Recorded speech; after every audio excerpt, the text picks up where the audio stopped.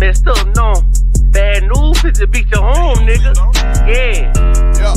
Go on, get on that ass real quick one time. 144, baby. Run that shit up, Trey. They said you get on, you gon' represent, I said of course. Soon as they crank that beat, I ride that bitch just like a horse. She about to go dumb, yeah, bitch, me a whole car. You ain't know they call me Obi-Wan, I come with the force. You gon' ride, yeah, of course, get it lit up like a torch. You even low or this Lord, so that bitch is either or. Yeah, I know them niggas ain't cut like that, I swear I'm to our core. Wait up, let me make a call right quick, I'ma start another war. I was hurting when she left, but I don't care about any more. I need a Vaseline like my Nina Puffer Ford. Took a Zoc, watch the dark. Matter of fact, lock the door. Any problem, let them come. We gon' snatch they soul like Shang Tsung. Put them out of service, keep them tools like Miss Harbor Free. Try to hope me, it's way too late. I'm headed straight to the safe. Throw that one up like a trophy. I'm that nigga, ain't no debate. Told them boys we taking over. Call them up like set the date. This shit a piece of cake. Yeah, my bitches came from Whole Foods. Told them put on that top 3. Then bring me my house shoes. Don't make excuses, make moves. These niggas ungrateful, gotta show them UPK rules. I'm making hits like I can't lose. They said you get on, you gon' represent, I said of course. Soon as they crank that beat, I ride that bitch just like a horse. She about to go dumb, yeah, bitch, me a whole car. You ain't know they call me Obi-Wan, I come with the force. You gon' ride, yeah, of course. Get it lit up like a torch. You even low or this Lord, so that bitch is either or. Yeah, I know them niggas ain't cut like that, I swear I'm to our core. Yeah, I just got off the call, I'ma start another war. Spit a plate up with my niggas, get your knife and your fork. They ain't locked in with the cow, then when you speaking to me for. Yeah, I just took the floor. Ain't no cowards in my campaign. They can't stop the campaign. Tell them bring the champagne. They know I'm a champion.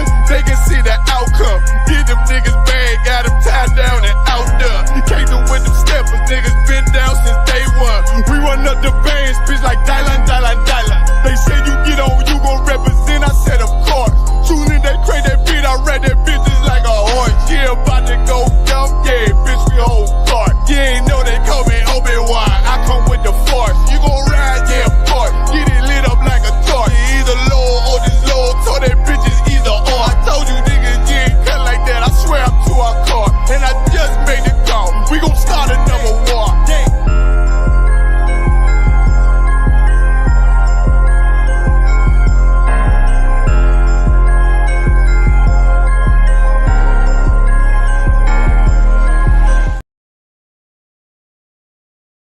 Hey, listen, brothers and sisters, man, if you like what you hear, hit the subscribe button, man. Subscribe to this channel.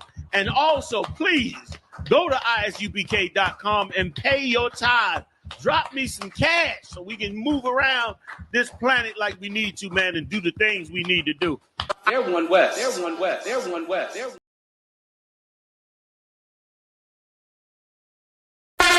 ISUPK, Trinidad and Tobago, under Commanding General Yohana. We will be live on the streets, 91.9 FM.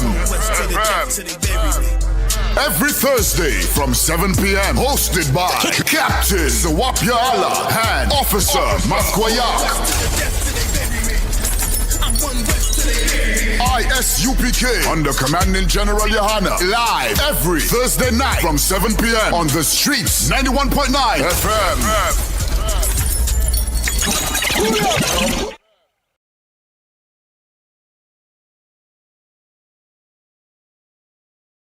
Hey, listen, brothers and sisters, man, if you like what you hear, hit the subscribe button, man. Subscribe to this channel. And also, please, go to isupk.com and pay your tithe. Drop me some cash so we can move around this planet like we need to, man, and do the things we need to do. They're one West. They're one West. They're one West. They're Back roll.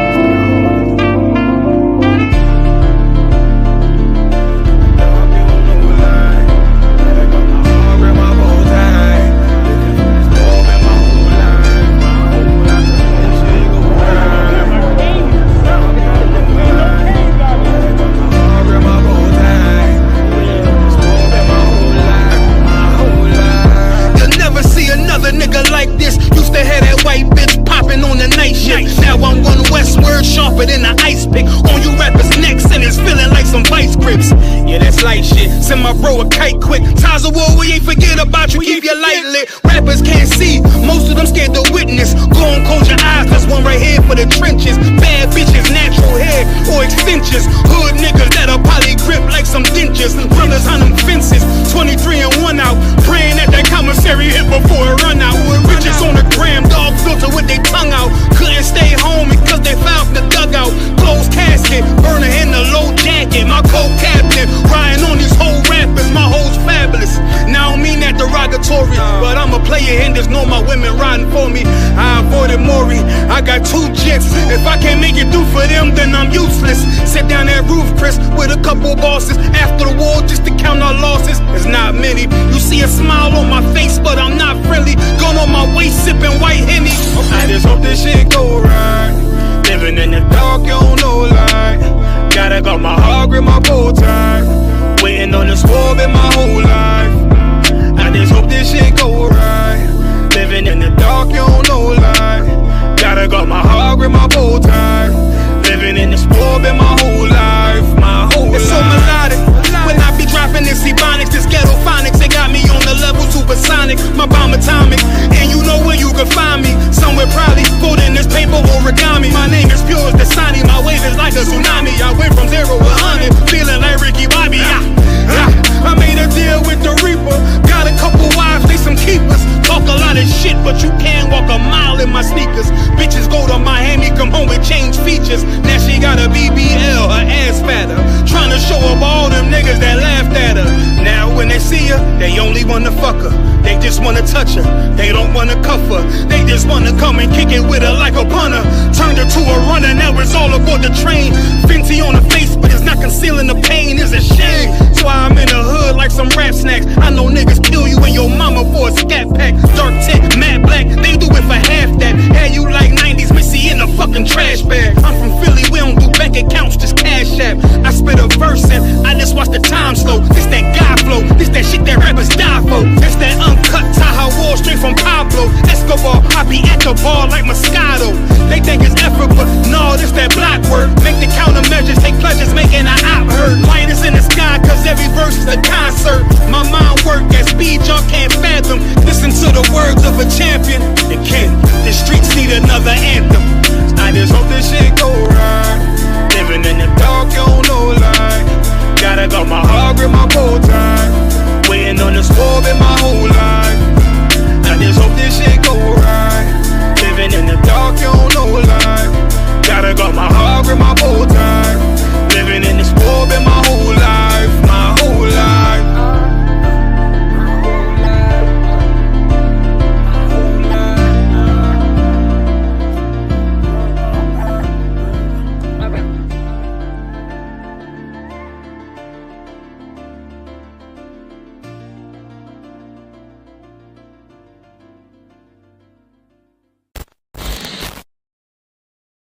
Hey, listen, brothers and sisters, man.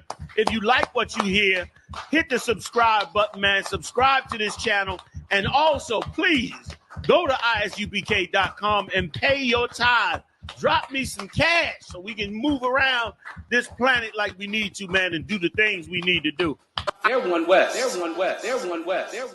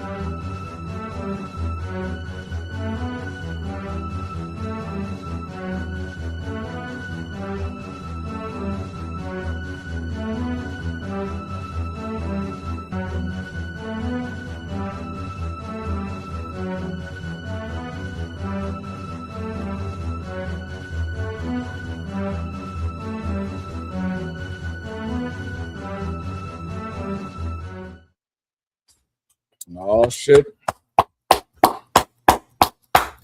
You have some trouble. Hey Cap, I think your mic muted.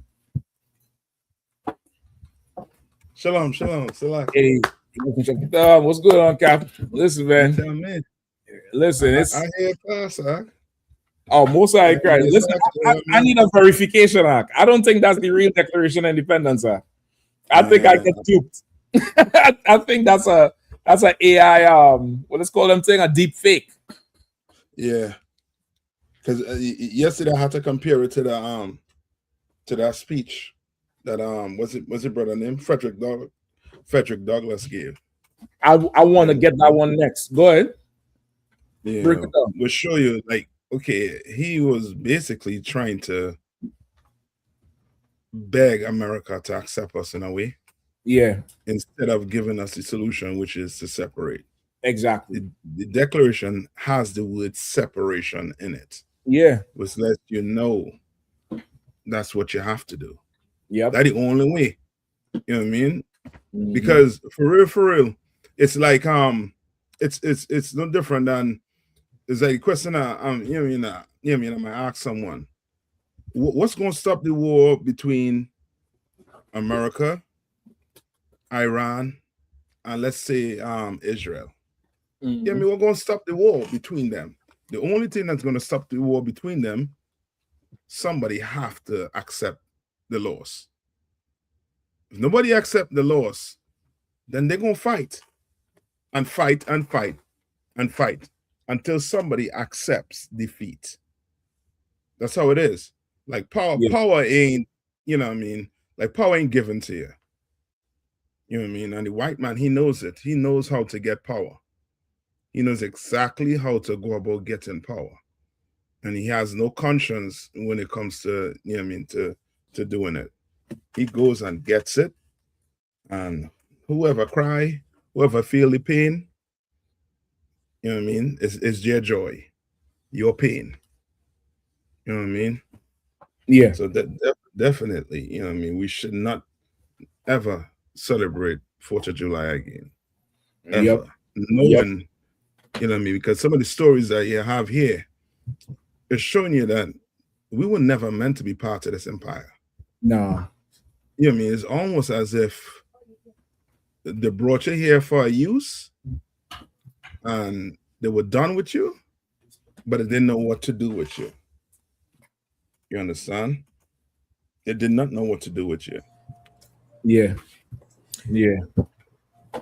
Hey, shalom, sir. You're up at the thumb. Yeah, how was going on, Cap? I'm Tawab, sir. Tawab. How y'all doing this evening? Not bad. Con. Listen, okay, ain't Frederick Douglass, ain't he supposed to be a devil? I hear people saying that. Yeah, it's unconfirmed or it's confirmed. So, like I said, if I could, I believe in his autobiography, he said his daddy was a devil. His daddy was a slave master. He never met him. I think he got stripped from his moms when he was young. But I believe that I believe his daddy was a devil, sir. Salaki. Either he is or he's done gotten the story most of us done got from that older generation. Like, you know, your granddaddy white. You know that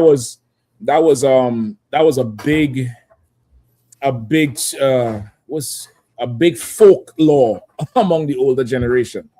You know, I mean, tribe of Benjamin for sure, and I know some of them Latino tribes, they would know exactly what I'm talking about because that's something, you know, the older generation would always say, especially the grannies and the abuelas.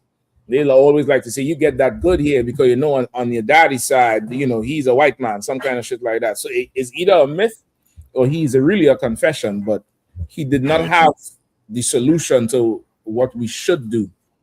You know what I mean? As property, as state property. Yeah. So, you know what I mean? So we're going to definitely get into a few of them stories tonight. You know what I mean? Y'all hang with us, man. Y'all like, share, and subscribe. You'll get this thing rocking and rolling. Again, big up Commanding General Hannah Harvest working man in Israel. Yeah, man, we're going to be down there in Nashville, Tennessee, right? You know, this weekend, rocking the whole thing out is going to be insane.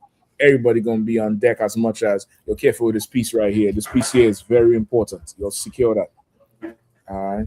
So that's the whole deal. You know what I mean? We're gonna rock and roll with it as best we could. Sir, if I could. Come on, I mean, y'all know y'all brothers down there in DC, y'all in the belly of the beast, sir. What's going on with this 250?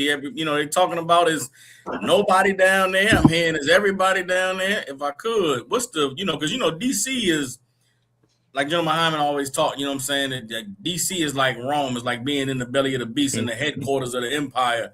And I know just from growing up there and living there, these Esau's holidays is like you really get to see the spirit of our oppressor fully embracing and taking on this is the legacy of their forefathers and everything. But with this 250, it was supposed to be such a big deal. But with all the evil going on in the government and how our oppressors really, it seems like they so divided and there's a lot of anger and frustration. What is actually going on there in the city? So I know it's a lot of. Well, I don't want to speculate. If y'all could just let everybody know, what is it like being there on, where the Devils is gearing up for this 250 celebration? Well, brother, listen, Esau is, you see like how they had that earthquake in Venezuela? And it was so rough. And the geologist is saying this earthquake was on that fault that's on the west coast, that runs up the west coast. Yeah, that's they call it the San Andreas Fault, I believe. Mm-hmm. That's the fault is the separation between two masses. Mm-hmm. There's a fault amongst white people right now between Republican conservatives and Republican Trump loyalists. Mm-hmm. And neither one of them want to let the other know which side they're on. Not fully. You remember how it was when Trump first was running and the white racists, they didn't want to come out and tell you they're racist. It was like on the fence. It's very much that vibe. And I'm not sure this 250 is going to come off like how he think it is. I'm not 100%. I don't see the traffic in DC that much. Like I don't know if it's maybe because school is out, because school is out. A lot of people take vacation to be with their kids early. Yeah, there's low traffic. I'm not sure how it will be. I'm waiting to see if the droves and the masses of them gonna come in on Friday. But it looking to me very much to be like, you remember in inauguration where there was nobody there and he said he had the biggest crowd. Yeah, they might have 250 people, one for each year. I'm gonna just tell you that there'll be 250 sparklies. That's what it's looking like. I ain't sure. No, I don't know. But I do understand that there is a fault brewing in between his camp and his supporters and his base because he's lied to them and then he's spending all this amount of money. And these devils think they're absolutely oppressed. You know what I mean? So now we gotta wait and see. I gotta let the cameras tell this one. I think if I could, I think Philly may have more of a participation than DC because Philly is that founding city. Philly was a lot of the first, and that's why I say the real ground grassroots, they probably might head to Philly. What I mean? So, but we'll see. Salaki, go ahead. If I could, so I just wanted to say, okay, really historically, for all of these holidays of our oppressors, Black and Latino people participated so heavily that I believe our absence is absolutely being felt right now. Like with the 4th of July, there's a ton of Jakes that loved to come into the city, to go downtown, to be by the monuments and see the fireworks over the damn reflecting pool and all of that. But with how he's come out so aggressively against us and really, in a lot of the oppression, the way they've amped it up, it seems like brothers and sisters even in the world are falling back a bit. It's like it's damn near like they don't even want to be seen being impartial or trying to pretend like, well, it's the 4th of July and it's downtown. It's almost like they like, man, we ain't F this. We ain't got nothing to do with these devils and their celebration, even though, they might still do it in the community. But as far as coming out publicly, that's what I believe the low numbers is a reflection of. It's not that because Esau has always kind of just they do their own thing. But really, a lot of these gatherings and these mass crowds was because our people were so involved.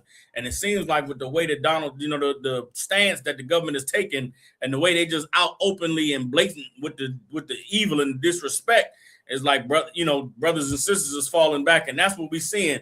What we're not seeing out there is any blacks and Latinos in those crowds going down there to that damn Ferris wheel and going into the damn whatever that nonsense is he got down there. I got an uncle Salaki that work in the federal government. He work in one of the museums downtown. He sent me a video and he was just showing me like, man, look at this. Even he in the world, look at this clown show, man. Look at he put them down here. He showed me the Ferris wheel and showing me the little building. He's like, man, he a cat that's in the trade, so he's analyzing how shoddy the work is. They ain't even no cats down here, man. Look at this. They do that together. He's showing me the 4x4 and the shit ain't lined up. And I'm trying to tell you, it don't seem like there's any oomph to it.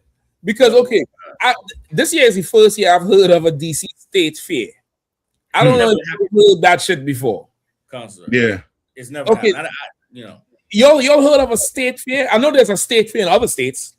Yeah, I've never heard of a state fair in DC. Right. you know this devil bring a fucking Ferris wheel in from Texas. Huh? it's on the Capitol law. I mean, I couldn't believe this shit out. I couldn't believe the shit. Like, okay, I ain't too sure. You know what I mean? I ain't too sure, the pomp and circumstance he's trying to create. You know what I mean? And it could be a lot of things. Like, that World Cup is in America right now. Who the hell knows if that's taken away from the spotlight? But these fans are Norway got the whole stadium rowing, everybody rowing up. Yeah, boy. I can't wait for them to row the Nordic ass back to Norway. You know what I mean? You're row against that transatlantic. Yeah. Yeah, I mean. But yeah, brother, this man, they say he bring this Ferris wheel from Texas and he erected it down there on the mall. I'm trying to get a picture of it for you all. He erected it down there on the mall, and they say this is for the state fair. And I mean, maybe they always had this event, and it really wasn't privy to blacks and Latinos. I'm not sure. You know what I mean? But brother, look at what we're dealing with. And this is on the lawn where they have the TVs. I don't know if you're seeing the structure back here. Hold on, let me see if I could advertise. I could sort that. You know what? You could put it right in front there if you could. Salaki. If you're seeing this, you see this section right here. Yep, this section right here, and then if you look right under the Ferris wheel is an arch with the design that he wanted to put, his logo. Remember that? With the eagle and all that shit. Now this area here is where they're showing the World Cup games down there on the mall. Okay. So this little thing here is the canteen where you could buy stuff, and they have this big Ferris wheel, and it's a lot of pomp and circumstance. But somebody on closer inspection, I don't know. I ain't too sure. Yeah. So they didn't have a good turnout for the state fair. They said the turnout was real poor. I mean, I wouldn't get on that Ferris wheel if you was giving me 25 million. I would not get on that shit. That shit look like it'll blow over if the wind is too strong. That shit don't look too formidable. I can't say it does. You know what I mean? I really cannot say it looks all that formidable. So I don't know. I mean, we got a few more days. We're gonna have to watch and see. We gotta watch and see how this thing goes with them. Because they're pulling all the tricks out of the bag. They're pulling everything to distract white people, to distract black people. They're trying to distract us so much because right now, who talking about the Epstein file? When I say hear the news talk about the Epstein file? Concert. Been a while. If I could, you know what I'm saying, what Captain Mashak was bringing out about how they never really had a state fair in DC like that. Really, okay, among DC has always been an elitist city, meaning the Edomites that are in DC are the elite class of Edomites. They're not the regular run-of-the-mill, everyday 9-to-5 blue-collar Edomites. Like, these are people who have dedicated their lives to playing the game of, you know, politics and really selling people a dream. The dream is to be in Washington, D.C., to be down there rubbing elbows with all the rich lobbyists and this and that. A state fair is really lowbrow, if I could. Yeah. Like, for our oppressors, a state fair with, like, nigga, cotton candy and funnel cake, who does that? We don't do that. We don't fucking go get on the Ferris wheel and bumper cars. Like, it's undignified for them. But Donald Trump, in all his wealth and all his riches, he's not of that class. He's not of that ilk. Like, he is not a dignified, respectable, carries himself the way a rich man's supposed to carry himself type of Edomite. So these things that he's doing, it's like for the elite class of Edomite that's live in DC, it's really beneath them. They don't want to be on the mall with people that come for a Ferris wheel. They don't want to be down there rubbing elbows with the common person. They don't never rub elbows with the common person. That's the whole point of being a senator. The whole point of running for governor and getting sent to the Congress is so you don't have to rub elbows with carnival people. They don't want to be in the goddamn carnival with the average everyday man. And Donald Trump is, for all of his running and making DC great and making America great, he's really showing that he is of the I'm not trying to glorify these devils, right? But it's like, in the elite devil's mind, Donald Trump is beneath them. Yeah. He's not of their class. He can't even put on a show the proper way. Like I said, that stuff that's built down there, if you're going to do something glorious, do something in DC, it's supposed to be the top of the top. You're supposed to go all out. Donald Trump cutting every corner. He getting the cheapest laborers, cheapest Ferris wheel. Because correct me if I'm wrong, the Ferris wheel he brought down there, didn't it shut down? It didn't even work.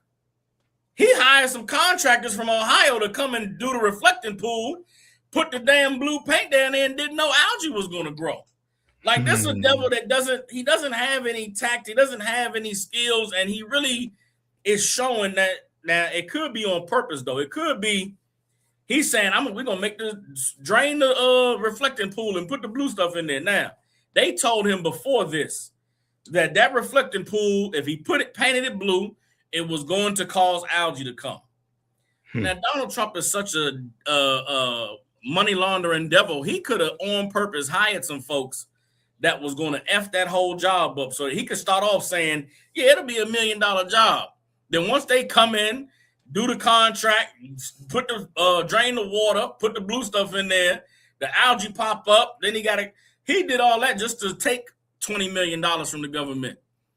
A $1 million job turned into a $25 million job. That's average construction devil mafia type of, you know what I'm saying, extortion. Donald Trump got in the government and is using the government the way the mafia would use a construction company to damn smuggle all the money out of the people who hired them for the contract, except Donald Trump is controlling the government who is paying for all the contracts. So all of it is a horrible, disgusting mess. And like I said, the Captain Mashak put the description up there. It says the 110-foot Ferris wheel at the Great American State Fair on the National Mall stalled for several hours shortly after the fair's opening. Operators stated the stoppage was caused by generator issues and an overheating engine which forced the ride to close for a temporary period. How you have a 250 American celebration and you bring a carnival Ferris wheel out there and the carnival Ferris wheel don't work for 7 hours? Yo. You don't even get that at the local carnival. The local carnival's Ferris wheel go all day. The damn cat with the little the hanging bears, and you go shoot the target with the water gun.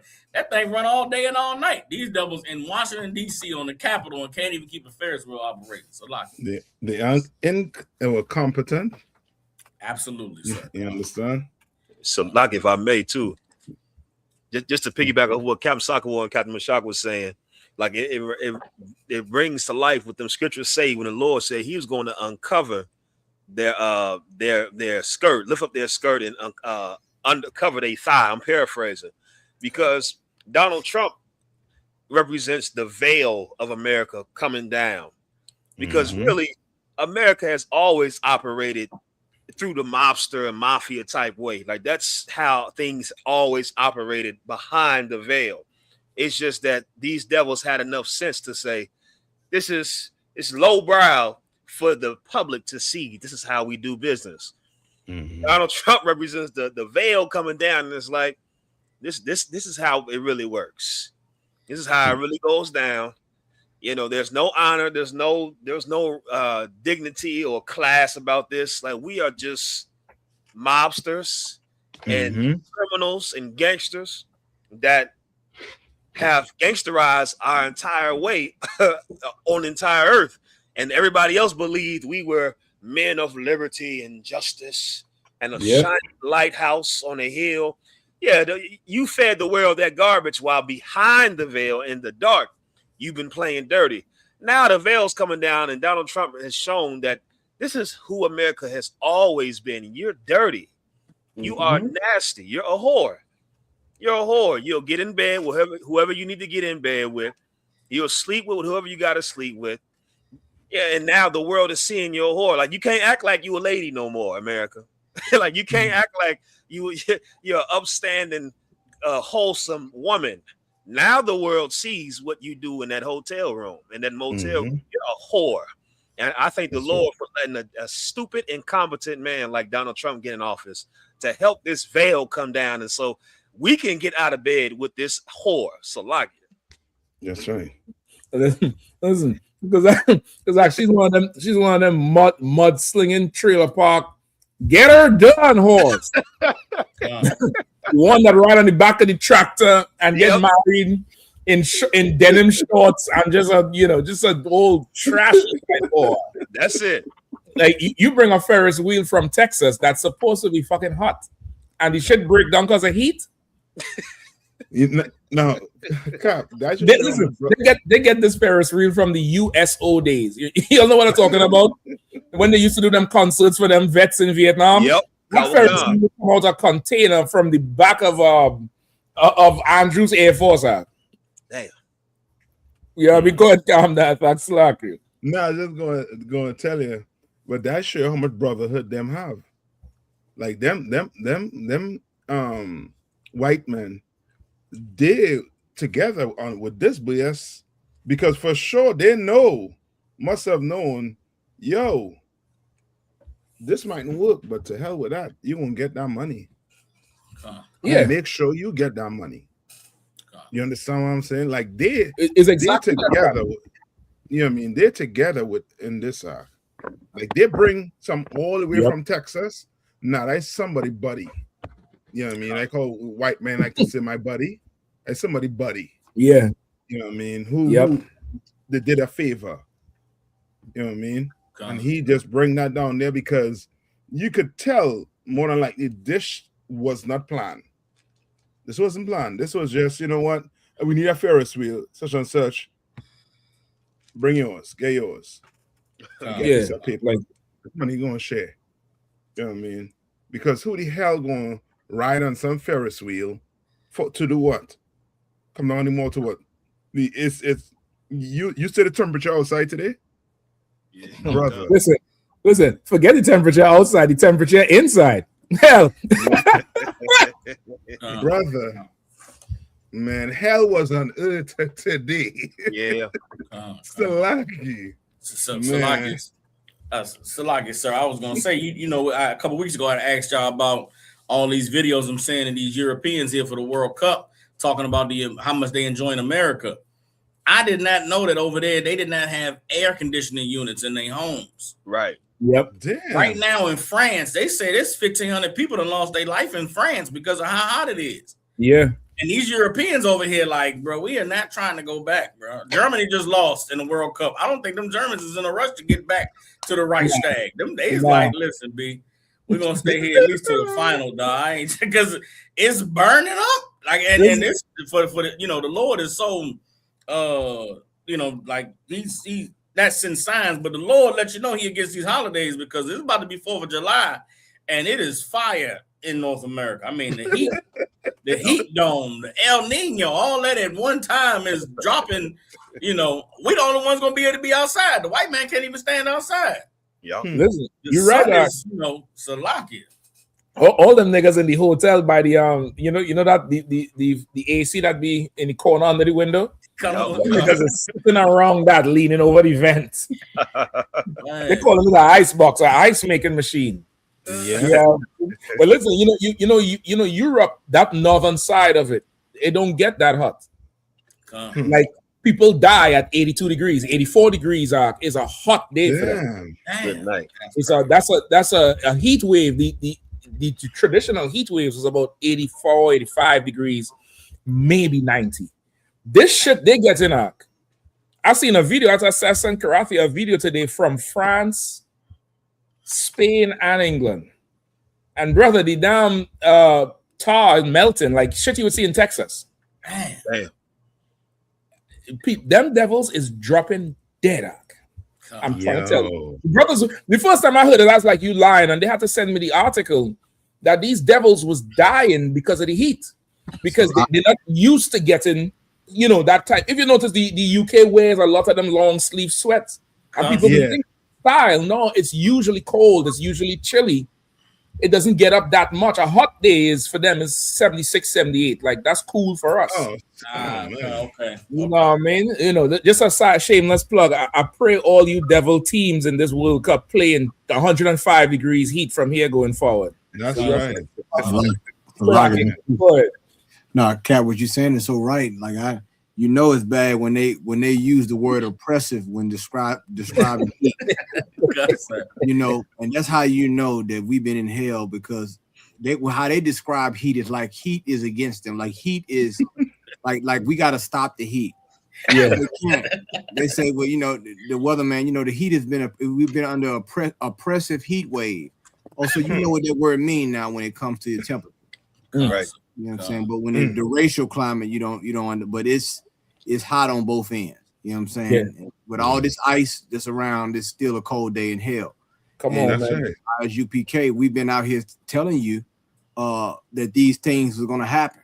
You understand? Along with the earthquake, along with all the explosive diarrhea that these devils getting as well. All these things is going on. Why? Because the earth is against you. Yeah. The earth is against you. The Lord is against you. Do you like the heat alone let you know that it ain't supposed to rule? Yeah. They can't deal with like the Lord. He's showing you, and it's heavy because the Lord used nature to show you unnatural things. Wow.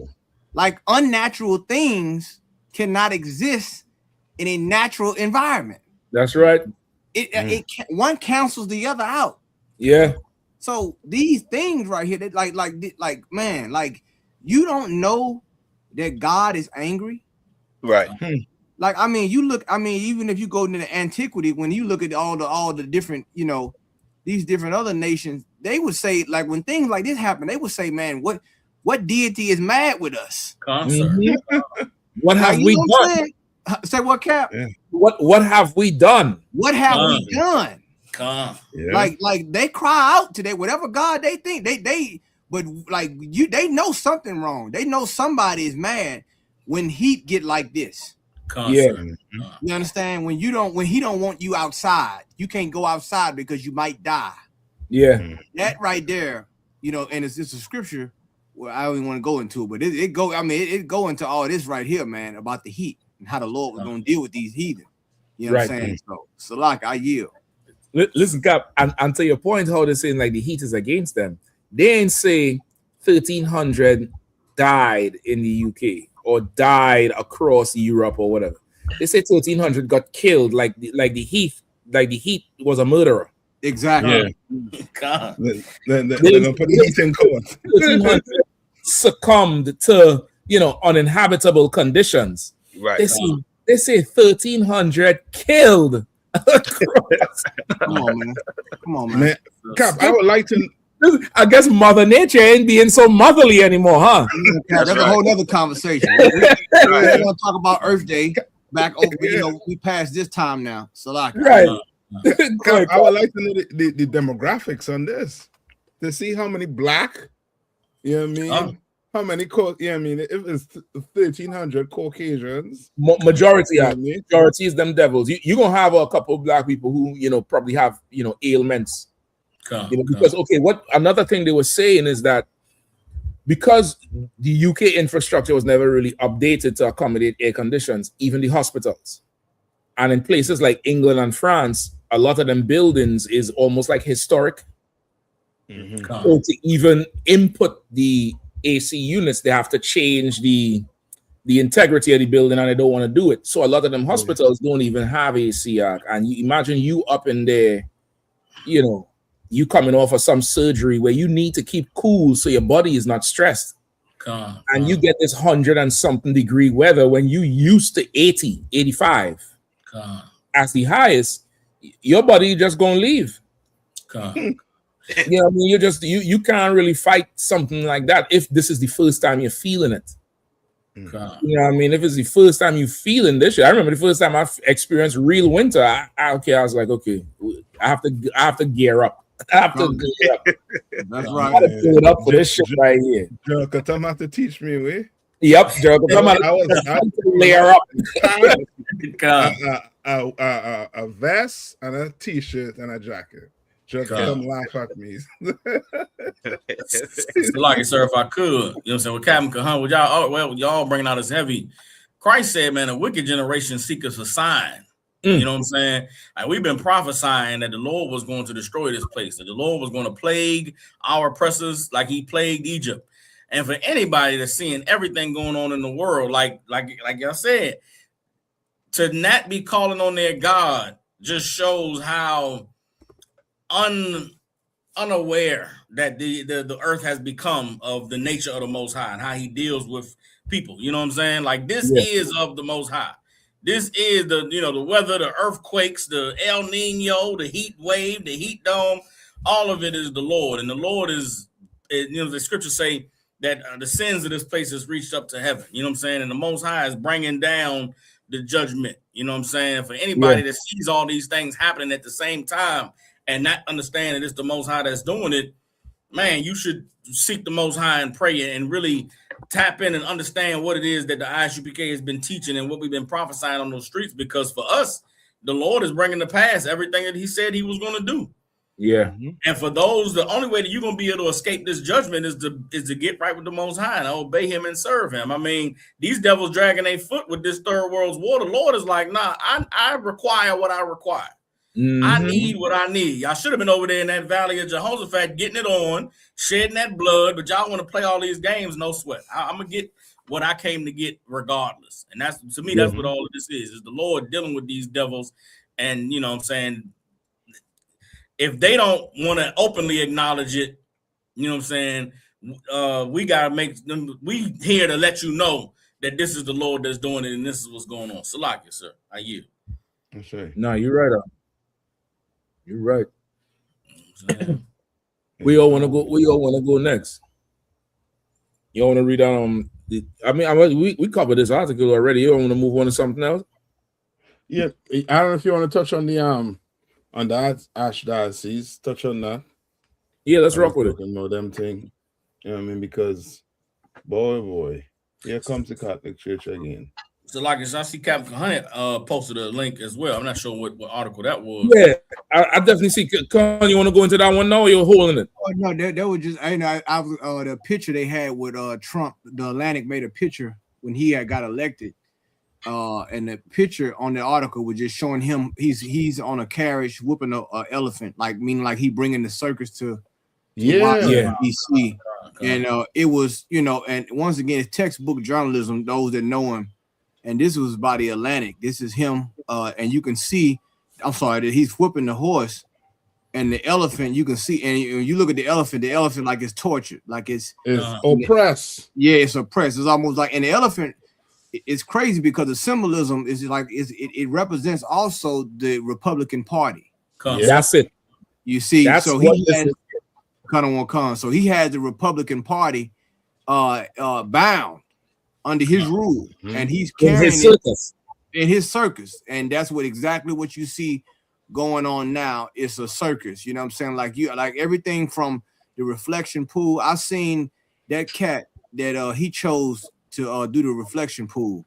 I mean, this cat, he had a cigar in his mouth. He looked like one of those, you know, those villains from Dick Tracy, Roger Rabbit. He looked like one of those like cartoon. Like who gave him the authority to go down there with looking like that? Like he got security clearance. Like he looked like a classic Roger Rabbit, Dick Tracy villain of like Darkwing Duck type person. God, who's that? Like the guy that he paid, he's one of Donald Trump's friends. There's a picture of it. I'm gonna see if I can find it. Listen, I'm pulling it up now. I'm pulling it up right now. You know what he's talking about? Yeah, hell yeah. If I, it's a Salaki, sir. Go ahead, Cap. I was just gonna say he looked like if he opened his mouth, he was like, see, that's funny. Like, look at this. Like he didn't even dye his eyebrows. Like this is, you know what? I don't need no more of this, man. Oh shit. If you can get a zoomed out picture of him, Cap, the body, you gotta see the body too. The body really it tied all in. Like Cap Salaki, sir, you right on point. He looked like he's straight out of the robber baron out the 1910s, where he got an industrial factory where he just beating the backs and 10-minute break, and you don't get no food, and you just got to go in that mine with that canary and just pray that you don't lose your life. Like it's insane. This is crazy. It's a lot. It's a cartoon now. It's a lot. That shit crazy. I'm done. That's all I wanted to say, Cal. So I got you here. Oh shit. Man, I just when he mad. You ever see them thugs from Tom and Jerry? Yeah. coming like, and then they walk with a chest out. He come from the whole era. Like he'll show up. Who talking about a reflecting pool? Huh? Who got something to say about a paint? Sing. It's a lot good, It's like it. So it's just to watch this empire fall is just amazing. Like this is look like a literal Gotham City villain. Like he looked like a cartoon villain. Like it's just everything about this administration in America is cartoonish. It is just a joke, and I see why he messed up the reflection pool, because he don't like the man in the mirror. There you go. Right. They can't stand to see that reflection. Right. What this place really is. He said, he talking about draining the swamp. This nigga dirtied the pool. That's right. Like you hate to see what's in that reflection.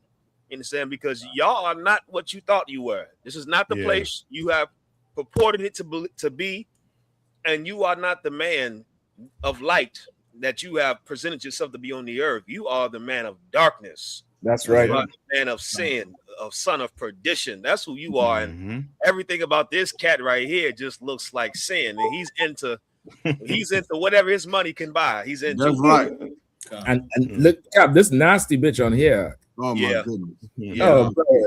Like, listen, if you don't understand, you and if you ball players who always like to go for a white brother, like if she could press her left teeth onto him and hold him and smile with no disgust, not a wrinkle of disgust on her face. Right. You surely can't think she love you. Right. No, that's right, Cap. Because we all know she don't love this cat. She loves the right, check, Cap. and she's willing to humiliate herself for that check. Right. Right. How is she gonna love your black ass? Come on, Cap. Big baller brand. That broad done had cancer, or they amputate her foot. She had a stroke. So like she had a stroke, and he nursed her back to health. Then he had his foot amputated, and she got deuces on him. So like, and she left him after. I mean, this nigga done put 3 kids in the NBA, done negotiated their brand, came up with his own shoe, and she gone, and he somehow shocked. Yeah, brother. Yeah, we living in the circus for real. And that's what I was saying earlier, Sack G, that it's kind of hard to put your finger on it because you don't see the fanfare. You don't see the buzz. You don't see the, the upfulness that you would think. And I can't say if it's maybe because of the World Cup, because that World Cup frenzy is ridiculous right now. I don't know if it's because it's the beginning of summer. Everybody away from DC. The summertime in DC is usually less professionals in the city because they take time off to spend with the kids. Mm-hmm. But I mean, we'll see Friday. Friday, the airport got to be busy. The highways got to be busy. But brother, when them cameras turn on Saturday, we'll really see what the deal is on the ground. 250 years of nothing. It's gonna be rough. If I could, sir. Please, I ain't seen a comb over like that in like 10 years. Damn. that come over. That reminds me of the penguin from Batman. Yeah. Oswald Cobblepot. Oswald Reflecting Pool. That's his name. And he got the two parts. He got the double. Like, okay, you think that he stopped with the part here where he would just go ahead and lay it over this way. He said, okay, I ain't got it. I'm gonna just go ahead and part here and then have another part on that side on a 90 degree slant. Like this is like when they did it in 1920 in New York. He killing them with that part, Captain. That double part. He said most cats got the one part, see, but they ain't seen two parts. Ain't that right? Ain't that right? Tootsie. Ain't that right, Toots? You tell him, Benny. Salaki, sir, if I could. And then when he put on that burgundy suit, looked like it's burgundy suede. He put on that burgundy suede suit. He thought he was killing it. And when he stepped in the room, every professional in there knew that this cat does not belong in this room, Mark. Who bought this lowbrow, uncultured swine with the cigar in his mouth, unlit cigar on the inside? You can't even smoke in public no more. He got the cigar on the inside with the burgundy suede, with the pale face and the painted on mustache with the different color eyebrows. I mean, this whole thing is a mess. And this is Donald Trump's company. This is who he does business with. This is who he gives the job. Like, if you wanted to do the construction deal, the last guy you would do the deal with is this cat. Exactly. Yep. You know this cat, the schedule going to be behind the bid. He underbidding to get the contract. Soon as he get the bid, everything is delayed. All types of problems. Yeah, man, we had to send all the steel back to Brazil and get iron from the Norwegian mines. What do you mean? He going to find every way to drain every dollar you got. Then when you don't get the job done and you go to sue him, he going to make sure you stay in court for 10 years. Exactly. That's what's going on with the reflecting pool because you decided to do business with a cat like this. A lot.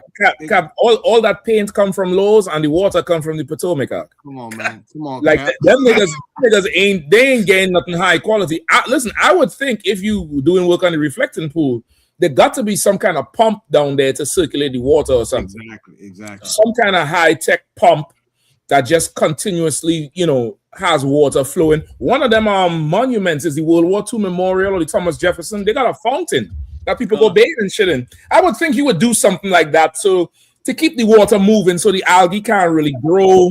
Right. You just go to Lowe's, get some paint. Go Lowe's, get some paint, and just send one of them trucks to pull water out of the Potomac. Don't go too far out either. Just get right there where the mud is and bring that shit back. Because 250-year anniversary is coming up, and I want this to be big. I want it to be better than China's March. Yeah, we are the last days for this empire. It's like if I could, Cap. Go ahead, please. The irony that is called the reflection pool. They found a few dead ducks in that pool, a few dead animals. I mean, I guess you can call it an omen. If we're talking about, the writing on the wall or the pool, because this here, it symbolizes, once again, they want to talk about how great America is. America's on its way out, brothers and sisters. Look at this cat. I wouldn't trust this cat to take out my trash. Yeah. I just wouldn't do it. Like, can you imagine sitting in Washington and you've been in you know, dealing with the reflection pool for what, 30 years, and this person walk in and say, okay, I'm in charge now. You're like, what's going on? Like, what is happening? And let me tell you something. And white people know this. Don't think they don't know. Don't think those bourgeoisie white people like Captain Sakwa bringing out. Those are the elite. Those are what they call blue blood politicians. And those people there, they don't like being around people like him, even though he's one of them. But it doesn't. There was a time in Washington where you had people who controlled the optics. They would say, you know what? You can't stand here. Stand to the right. Okay, you have to wear this color suit. You can't be this. You know what I'm saying? They had people in Washington who went to school for communications and who understood the optics, and they understood putting the right person in the right position. And even when they were do photo ops, they would never allow nothing like this to happen in Washington D.C. It screams corruption. You understand? They would have to have you. You have to have a certain look. They have to try to polish you or groom you. Those people don't exist no more in Washington D.C. Yeah, they're gone. And that's why you have this right here, Exhibit A, right in front of you. I bet you that hoe got a better pool than the reflection pool. A pun intended. Like I yield. If I could, sir. Go ahead, Cap. Also, if I could, like, and you could look a person like, I know his type well. This is the type of devil who's been bullied all his life and has embraced the identity of a villain. That's why he's around that cigar. He's one of them people who proudly say, "Yeah, I'm the asshole." Everybody hates working under him. He's abusive, he's arrogant, and he's stupid. Yeah. You know what I mean? And he believes as long as he has power, he can have anything he wants. He look at that bimbo next to him. He knows she don't love him. He's like, this is what power got me. Yeah. I mean, he's the example of what the oppressor is. I mean, he's a perfect example of what the oppressor is. Knows he should not have power, but he has all the power. That's right. Like what turns him on is that his money could make her do it. He doesn't get turned on because she desires him, like, you know, she's desiring him, like, I have to be with him. What turns him on is, I got something and you willing to do something with me because I got this thing, which is just retarded as hell. It's just, you know, beyond. I mean, like, if he didn't have money, he would be looking to violate a school, and you all know what I'm talking about. That's right. He'd be looking to violate a school. So let's go. Where we going next? I don't know if you want to tackle play that video. No, we could skip that one. We know the Catholic Church, you know what I mean? They're spending a rack of money though. Yeah. Them niggas spending plenty money for boy booty. Yeah. Well, I realize, you know what I mean, they and all have the social media or the media group. I mean, they're paying top dollar for that, man. To cover them thing up. No, the stuff with Europe, where they say some the road melt or something melt on the tracks. Yeah. The number 13. It's a video, I think. All right. And to show people what's going on. Yeah, it's number 13. It's just a link to click on. Yeah, I trying to pull it up on this machine here. I wouldn't have access to the story here. Hold on. You could go ahead and whoever reading it could go ahead and read, but I think I have. No, there's nothing to read. I think. Yes, like I said, it's a YouTube video. Yeah. Oh, yeah, I see. I'll put it in the chat. Yeah, put the link in the chat for me, please. Okay. Yeah. That way I could definitely grab it, you know, from there. Yeah, because I'm telling you, like the Lord trying to tell them, you know what I mean, you're not supposed to be in charge for real. That's right. Okay. It's up there. You can't handle, you can't handle the heat. You telling me you cannot handle the heat? Come. Which means you're a caveman. According to You're them, a caveman. there was in Egypt. According to them, there was in Egypt building them pyramids. Yeah. Oh yeah, this is one. This is the one. Good night. Yeah. And in the Caribbean too, like with the heat, you go take a look at some of how the houses like 20 years ago. I thought it was clear. Let me pull it back from the start. And that's a tar. Yeah. Good night.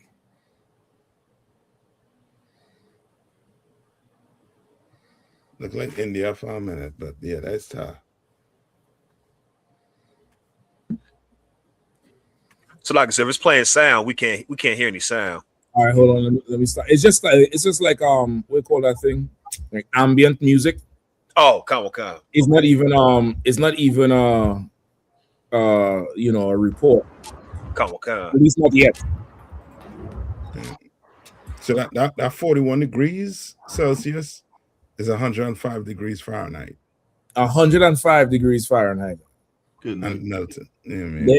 Their societies, man. And listen, it's design. It's just like almost like how when it snowed in the south and places like Texas, Atlanta. People up north would be like, man, you'll get 4 or 5 inches. You can't handle that. It's the infrastructure. The infrastructure that ain't made for that shit. And that's what's happening. The Lord is turning it up on them. Yeah. He turning the whole volume up on them. And this goes to show you could plan how much ever you want to plan. You better factor the Lord in. Come. And these devils don't factor the Lord in. No, for what?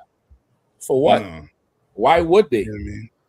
Why would they act like this is this is the tracks is melting, and this got to be whatever little buffer they put in between, whatever little rubber for the expansion and contraction of the tracks. Yeah. It should melt and bubble out of the damn groove onto the sidewalk looking like cow dung. Yeah. That's what I say look like India. It's like good night. And it's like if I could, sir, the summer ain't even started yet. Like, I mean, it started, but like it ain't even got as hot as it's gonna get. We just in the beginning of July. It's a whole nother month and another 60 days of this. If they, if the tracks is bubbling up, pretty soon the electrical wires are gonna overheat and blow out the damn off the, what I'm saying? Like, it's going to get bad. It's going to get worse. So like I was just thinking about that, Cap. I was thinking about all the, the technology with the data centers and all that with the heat, they want to the technology. Well, Mother Earth is frying your motherboard when you do You see, like you saying that technology it can only go under so much heat. You know what I'm saying? They gotta it can only cool it so much. If you go, you pumping out all that data and all that stuff, man. It can't survive under these conditions. You know what I'm saying? Constant heat. You know what I'm saying? At high grade, man. Look, the Lord is not playing out here, man. Once again, anybody with some sense would say, man, God is angry with us, right? They don't want to, they reject the Lord. Like they have a God complex to the point where I have to challenge God. I have to the heat. I have to conquer the heat. I have to conquer everything the Lord is putting on. You know what I'm saying? But the Lord is humbling him. You know what I'm saying? He can humble. He can take a mosquito and look how he did with Egypt. All the plagues. You know what I'm saying? That came from the Lord, man. When the Lord started plaguing the place, it don't matter about your technology. It don't matter about your, you know what I'm saying? Like Captain Meshach brought out the infrastructure and all those different things, man. He will bring the ground beneath your feet, man. You won't be able to stand on it. We would not be able to stand on it when he really turned the heat up on you, man. And that's what he's doing. That's once again another sign for this empire and these kingdoms that they getting ready to go up out of here, man. Yeah. So play the rest of it. That was it basically. Now, I think that's some devil. Is she gonna say something? Might, but it'll show you I do it in the pool too. Like they're totally for sure on the trams can't operate. It's simply just hot. There aren't enough public drinking water fountains in Leipzig where people. The drinking fountains you all would say is whites only. The Lord said not even the drinking fountains you could drink from. People can cool down. Not all of the fountains in Leipzig are operating, so it would be nice if we were better prepared. Salakia, sir, if I could as well, while the video plays. Well, I was gonna say, in Arizona right now, there's one of them rivers that's come off the Colorado down in Pacific Southwest. They talking about this river basin. It's a dam they got somewhere in Arizona that used to have so much water in it that they needed to build a dam to stop it from flooding the plains or whatever that the river feeds into. They said the water then got so low that it's at a level right now where if it doesn't rain or they don't replenish that water, it'll never come back again. I forget the name of it, man. I watched a documentary, little video on YouTube yesterday. I can see if I can pull it up, but they saying that it's so hot and it hasn't been raining that the water levels are so low that the water will never come back. It gets dried up so bad, and they saying this river basin, the water from it is what feeds the public water system for a lot of them states in the Southwest. In danger of losing their water for good is like parts of Arizona, parts of New Mexico, parts of Nevada, and it's like a ecological crisis right now. I'm gonna try to find the video, sir, if I'll pull it up and post the link. But this is a problem. It's the Lord. Like, it's an existential crisis, one of many that's taking place. And like the scriptures say, man, the Most High said that he was going to visit these devils and he was not going to meet them as a man. Like the white man thinking he going to build a space force to go fight the Most High. He thinking he going to, build bombs and, he trying to use the CERN to go into the, fourth dimension and deal with the dark matter. The Lord will just turn the temperature up on you. Yeah. And burn and fry everything. And you won't even be able to get the, simple sustenance that you need to survive, because the Lord will just take it all away. He'll take it off. He'll just take the thing you need to live off of the table. And then you're going to have to turn and beg to him and plead with him, because you cannot defeat the Most High. You can't fight against him. He's not a man. You know what I'm saying? You right there. Listen, just today I was talking to a warrior about it. I'm like, everybody talking about gas prices. Gas prices high, gas prices high. I can't tell the way y'all be zooming past me to rush to the light, wasting all that gas to drive 60 miles per hour to go 5 feet. I can't tell the way you're blasting that AC when it's just 80 something degrees. I know Kazak will laugh at me now, because before I would be like, man, turn that AC on, man. Because Kazak would be like, man, this is my type of weather. Because I done turned into you over the last week. When you feel somebody looking at you, I had the windows down, I got some music playing. I just feel like they're looking from both sides. And I'm like, what the fuck they looking at? Yeah. And brother, they're in there. It's like 86 degrees. It wasn't, as hot as it was today. And I'm like, the past few days in DC was decent. The sun was out, but it wasn't humid and shit. You driving the windows down, it feels good. Right. Usually that's how the air blowing. And I look strange. And I'm like, you all can't tell me nothing about no gas prices. You're just lying. Yep. You're just mad you had to pay a little extra. That Trump lied to you all. You're really not, suffering that much. And if you are suffering that much, you're not built for suffering, because when shit really go bad, what will you do? Right. How will you really even survive? Like, we could adapt to some shit. We know how to move. We know how to cut certain shit back, but they don't. Right. They don't. They're talking about the air, the AC. They ain't know nothing about that wet towel on that bed. They ain't know nothing about that shit. Right. They ain't know nothing about the two fans, one blowing out, one blowing in. Yep. They don't understand how to survive. They don't really know this thing. They don't understand this thing. And it's good, because we do. We built for what's coming next. We are 100% built for it. So like, I ain't gonna take too long. I worry. Didn't that say the fountain that they have there in the city is drinking for them to drink? They said the fountains, the drinking fountains, some of them not working, and they don't have enough for them to drink. Not the fountains like the reflect, like the them pools they toss coins in. They have them, like the fountains that be in the schools. Okay. Because I see this one dude inside there, he having a good time bathing. Listen, it's so hot, they probably drink his bath water. Hell, yeah, that's the same. They'll be like, put some ice in that shit. Yeah, the Lord for sure doing that number on them. Salaki, Cap. Oh no, Warren, I just want to let Captain Shock know. I posted a video, sir, in the chat. It's the Lake Powell Reservoir. If anybody wanted to look up what I was talking about, the Lake Powell Reservoir is responsible for feeding a lot of the water, projects in the Southwest.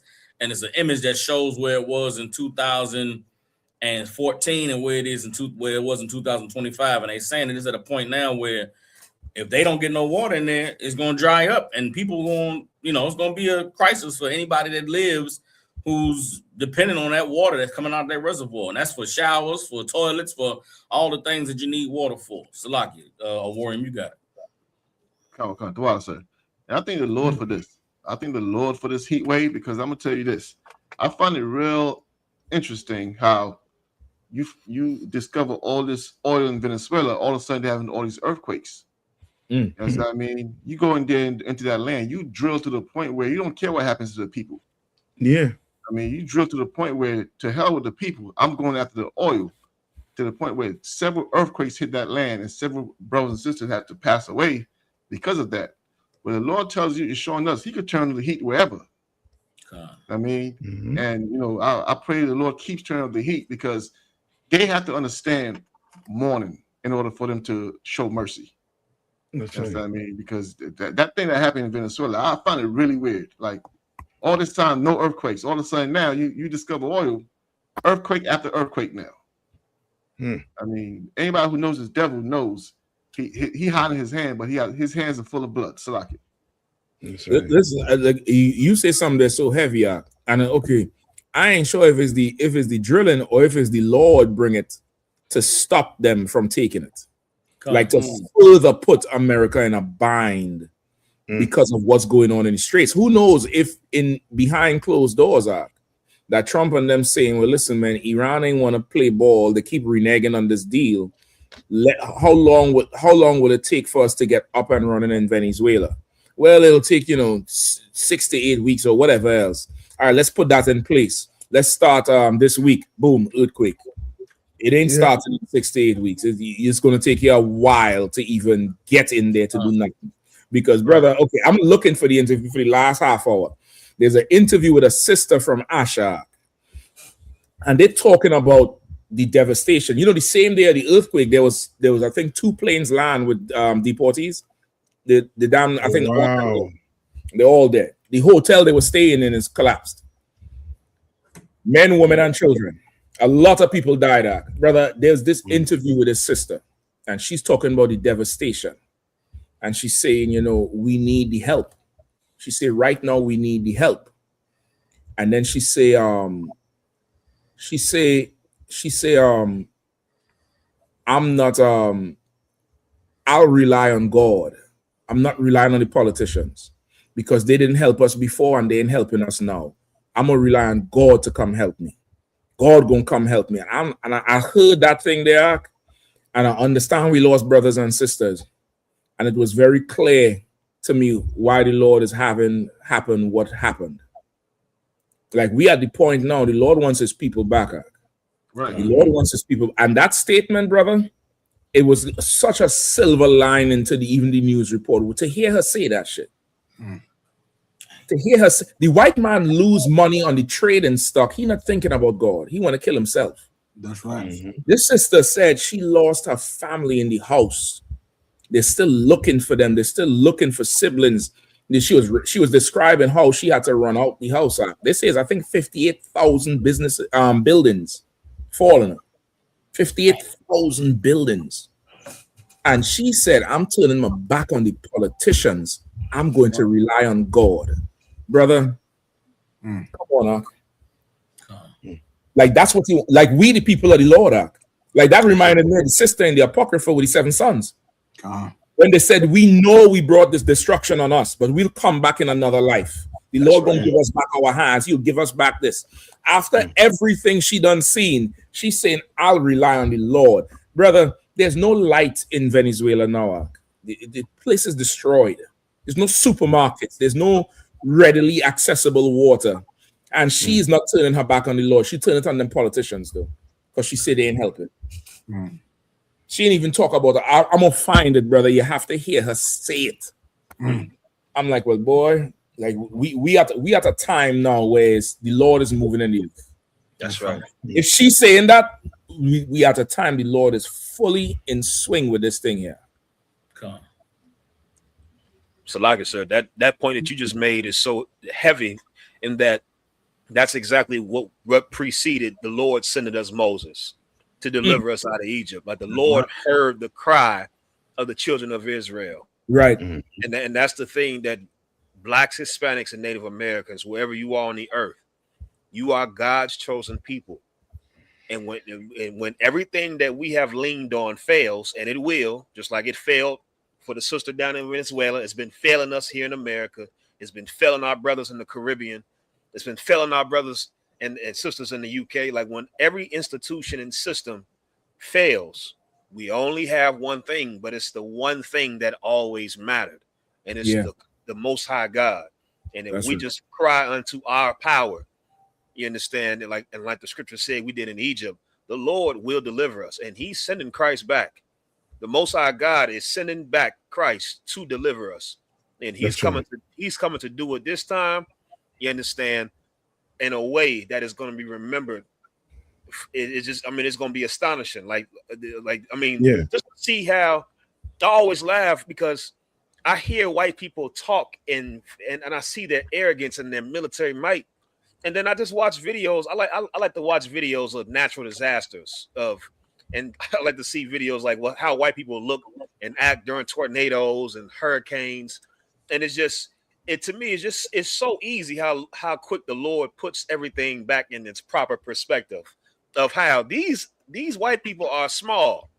They seem mighty and great, but they are small in the grand equation. The Lord still has authority. He still has the power. He still has the final say so. And these natural disasters, this heat wave, these earthquakes, this drought.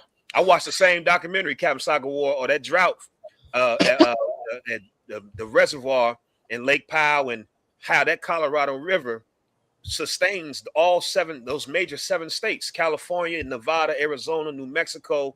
It sustains that entire zone over there. And just how they scrambling to try to find a plan on how they can sustain life. And it's like, man, you can't box against the Lord. That's and right. I think anybody understands that better than anybody. It would be us, the children of Israel. Like, we know intimately we cannot box with the Lord.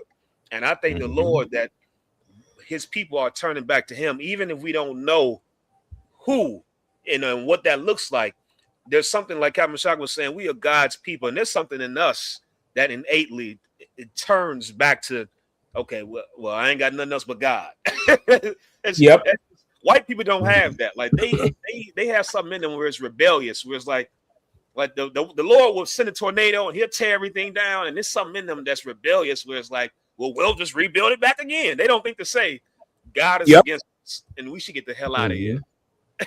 Like it's something in us that's like, we gonna turn to God. So like it. Listen, Cap, you so right. And okay, within them, they don't just rebuild, but they try to fight the tornado. Right. Yeah.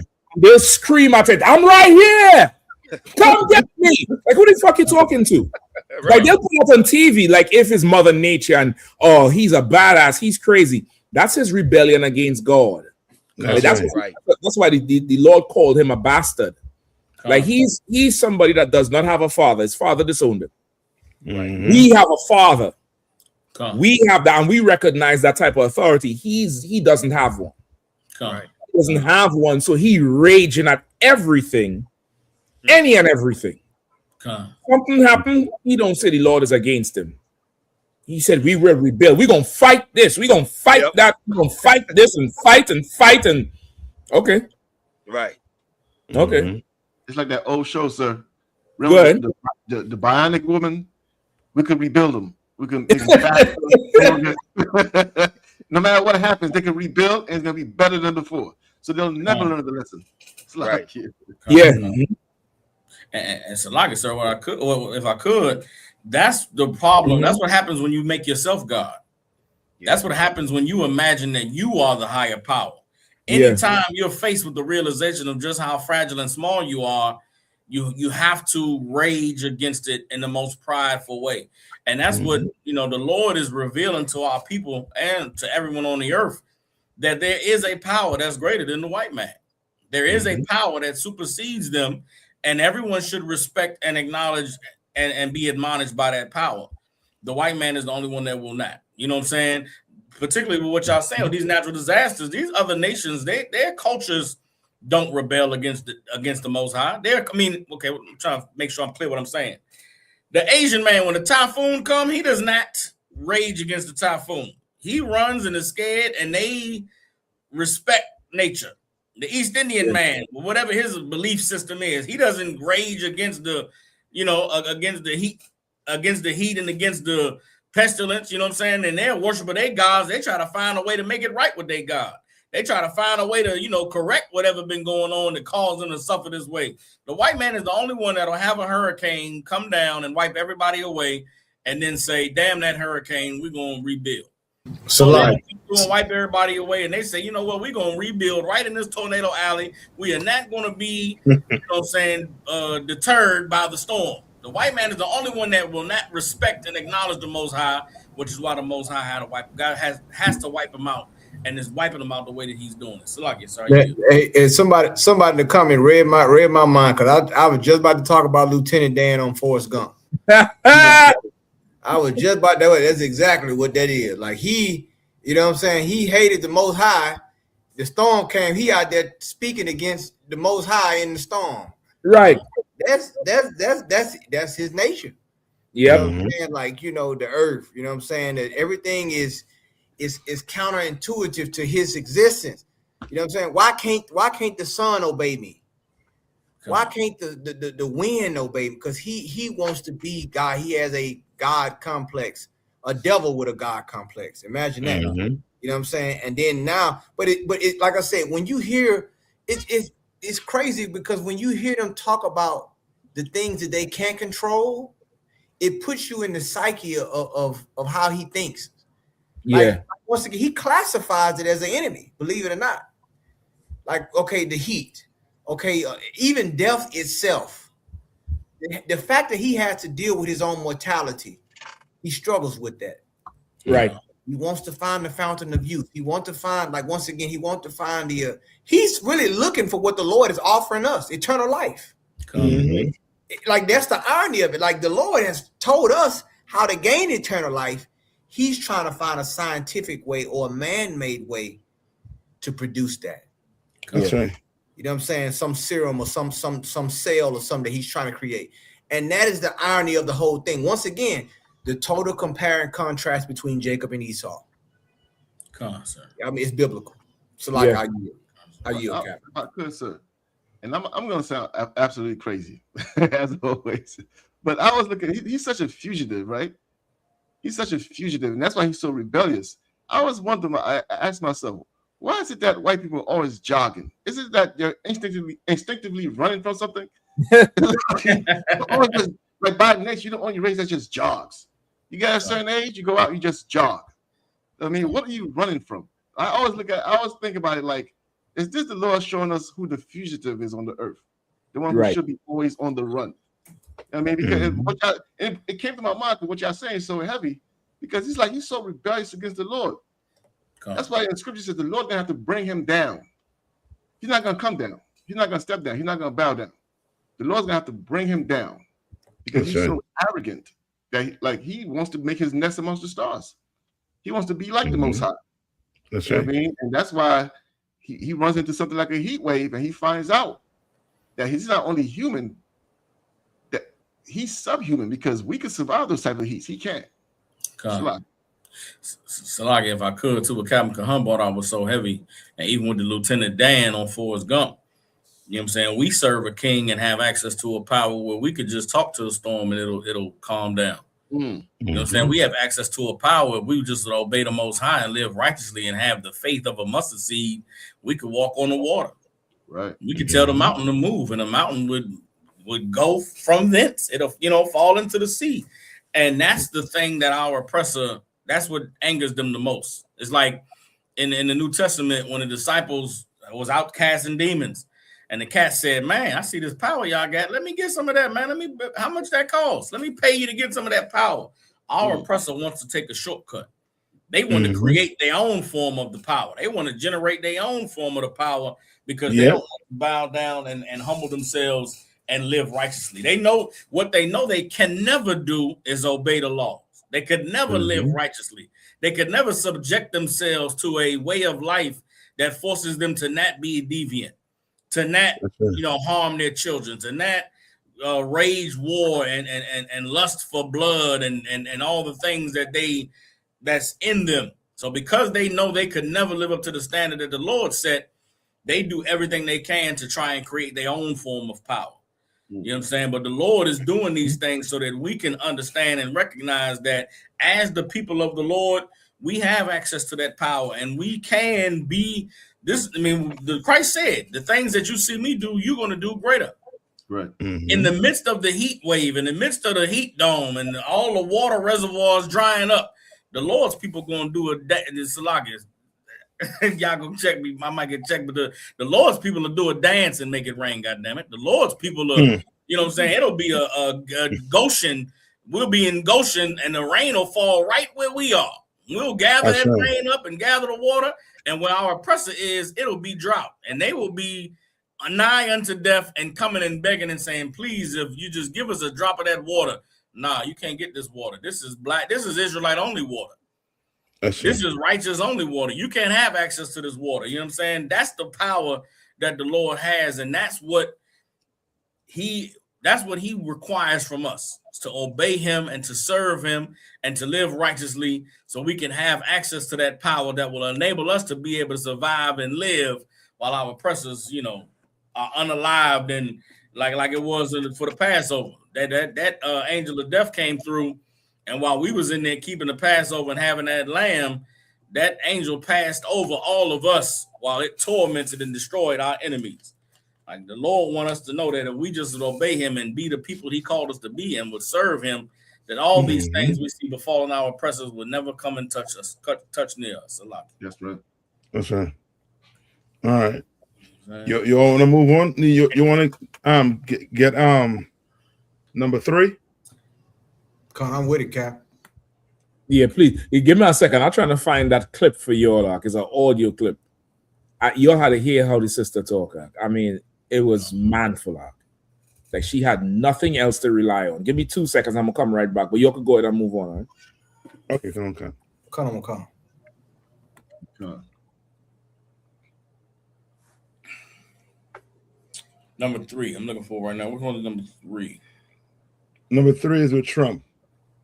America 250. I think we had started. I got it, sir. Okay. America 250. A look at Trump's freedom trucks that are sanitizing Black history. And you see the word they're using whitewash. You understand? Sanitizing it. Yeah, they're whitewashing it. Read on. The White House pictures these mobile museums as a cohesive version of American history. Critics argue they are sanitizing Black history. Rolling across the country under the banner of America's 250th anniversary, President Trump's freedom trucks might be heading to a city near you.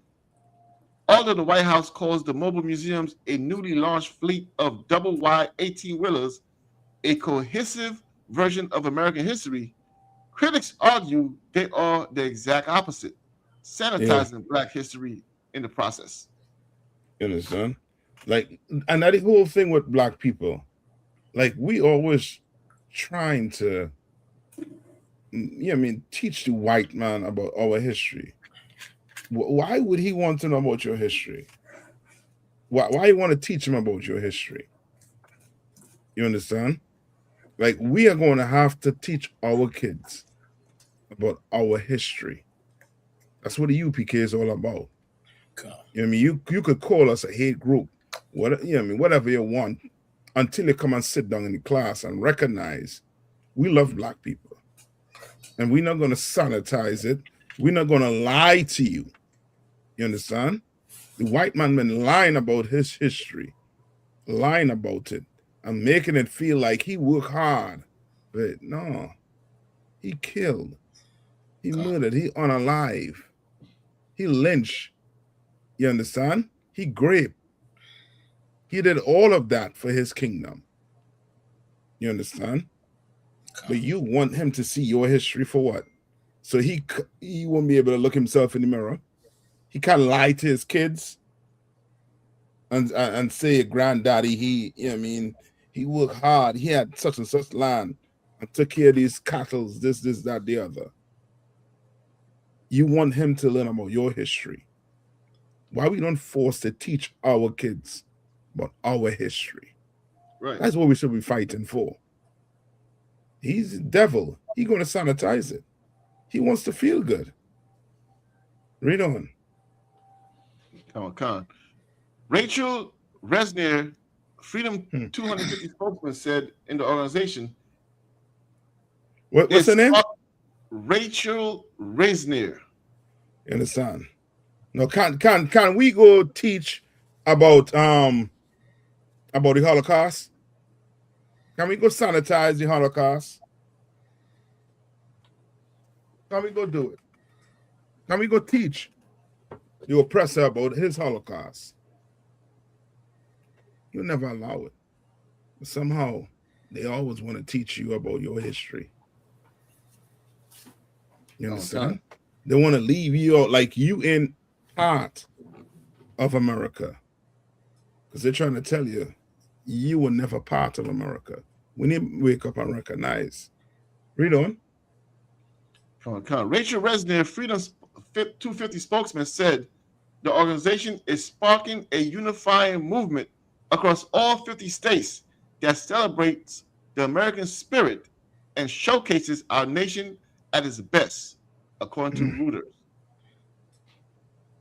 However, critics assert that the Freedom Trucks are missing institutional accountability while offering a heavily whitewashed version of American history in its place.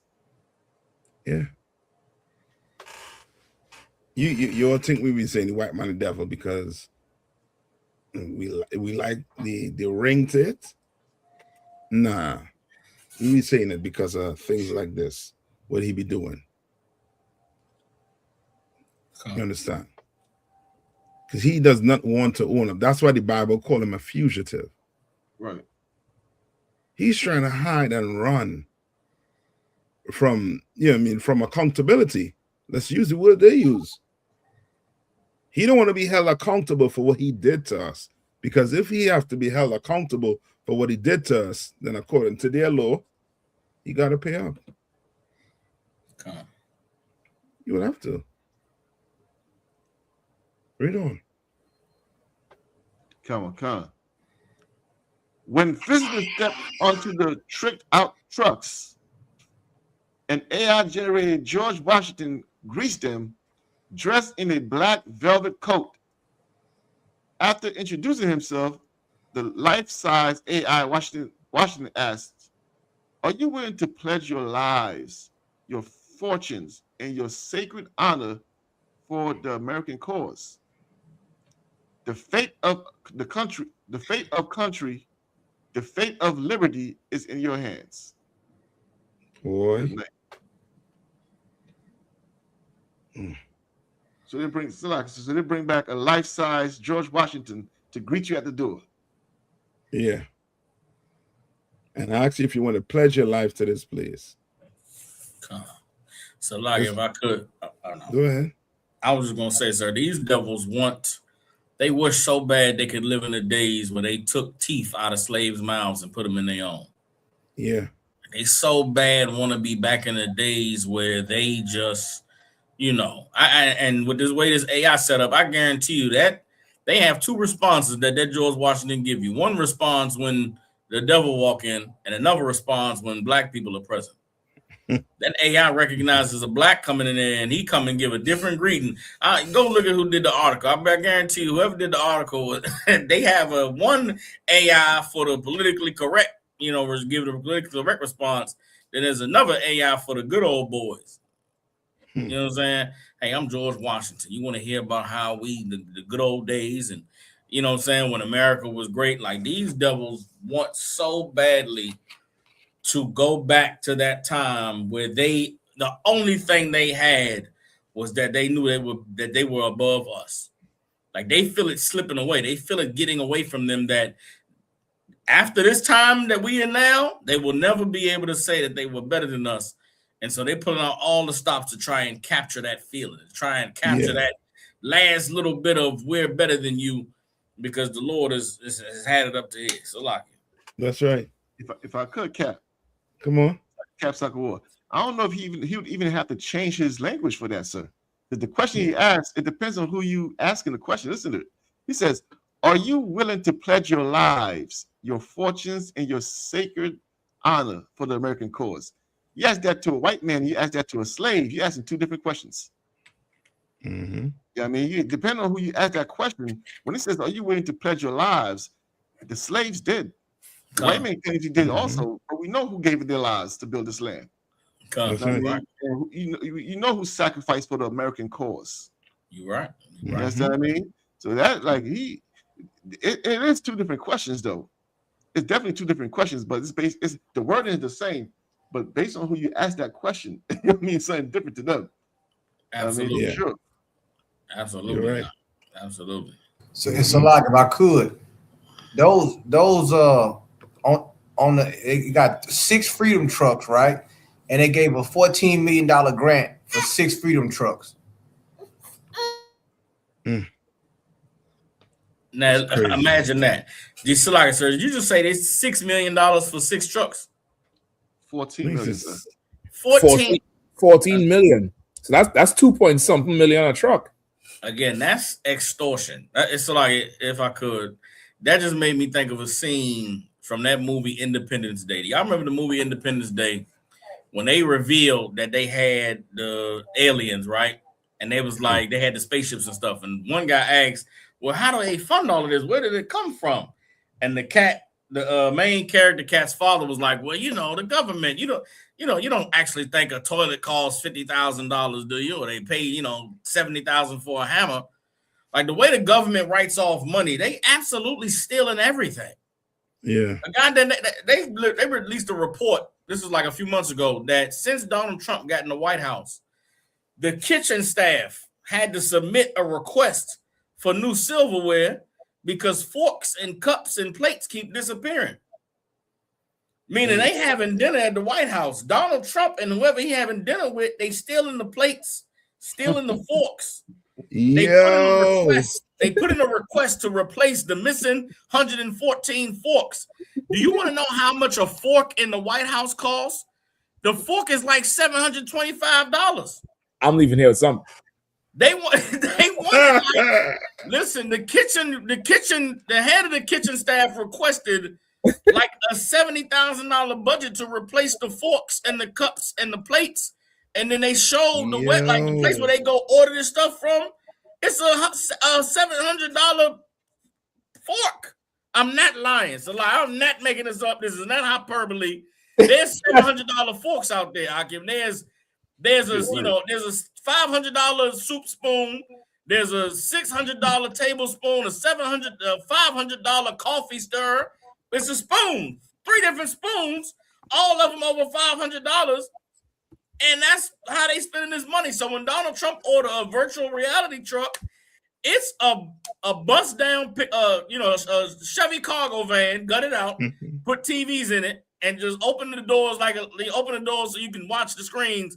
And they say that each one of them was $2 point something million.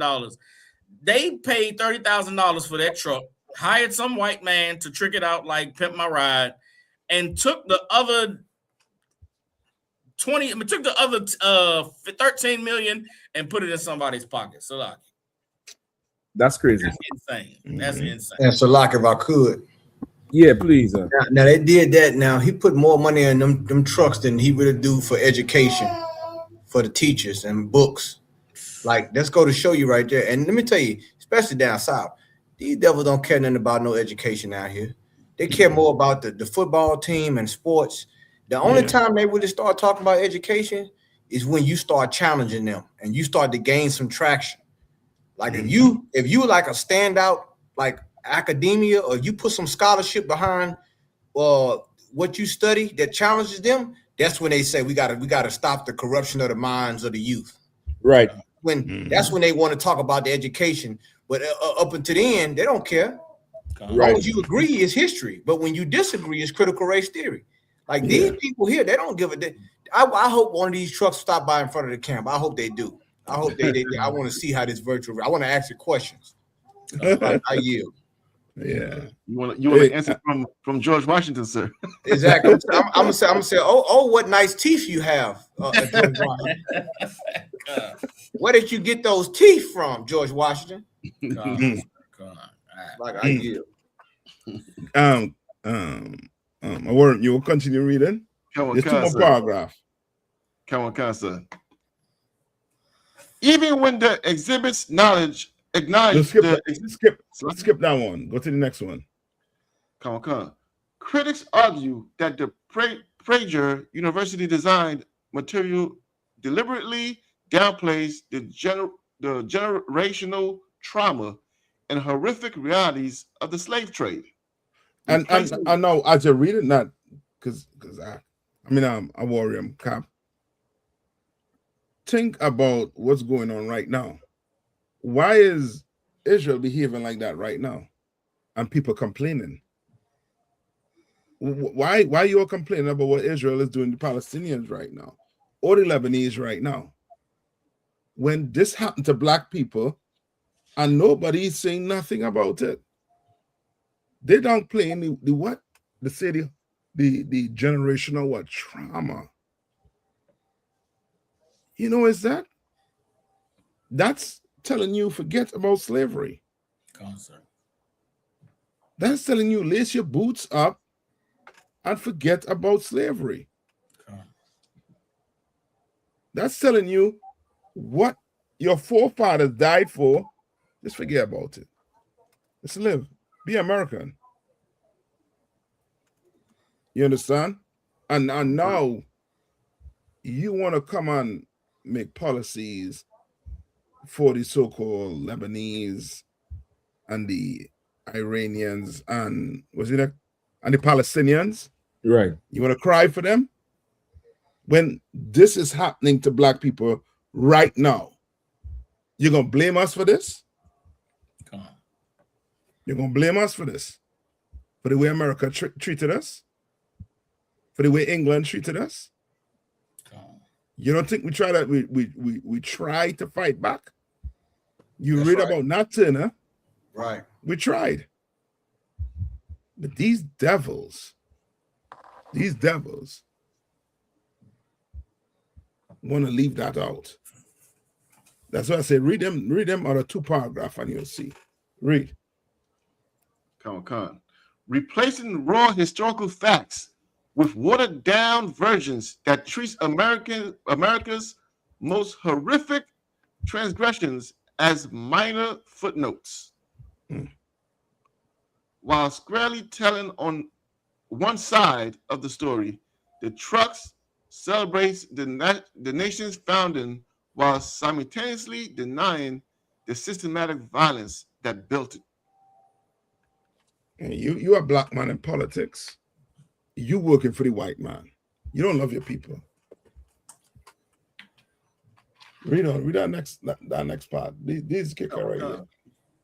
At its core, the Freedom Trucks also paint an unmistakable picture of America as a white Christian nation, while a select few black icons like Frederick Douglass, Martin Luther King Jr., and Rosa Parks are given brief token nods among the exhibition. Good night. 50 American heroes.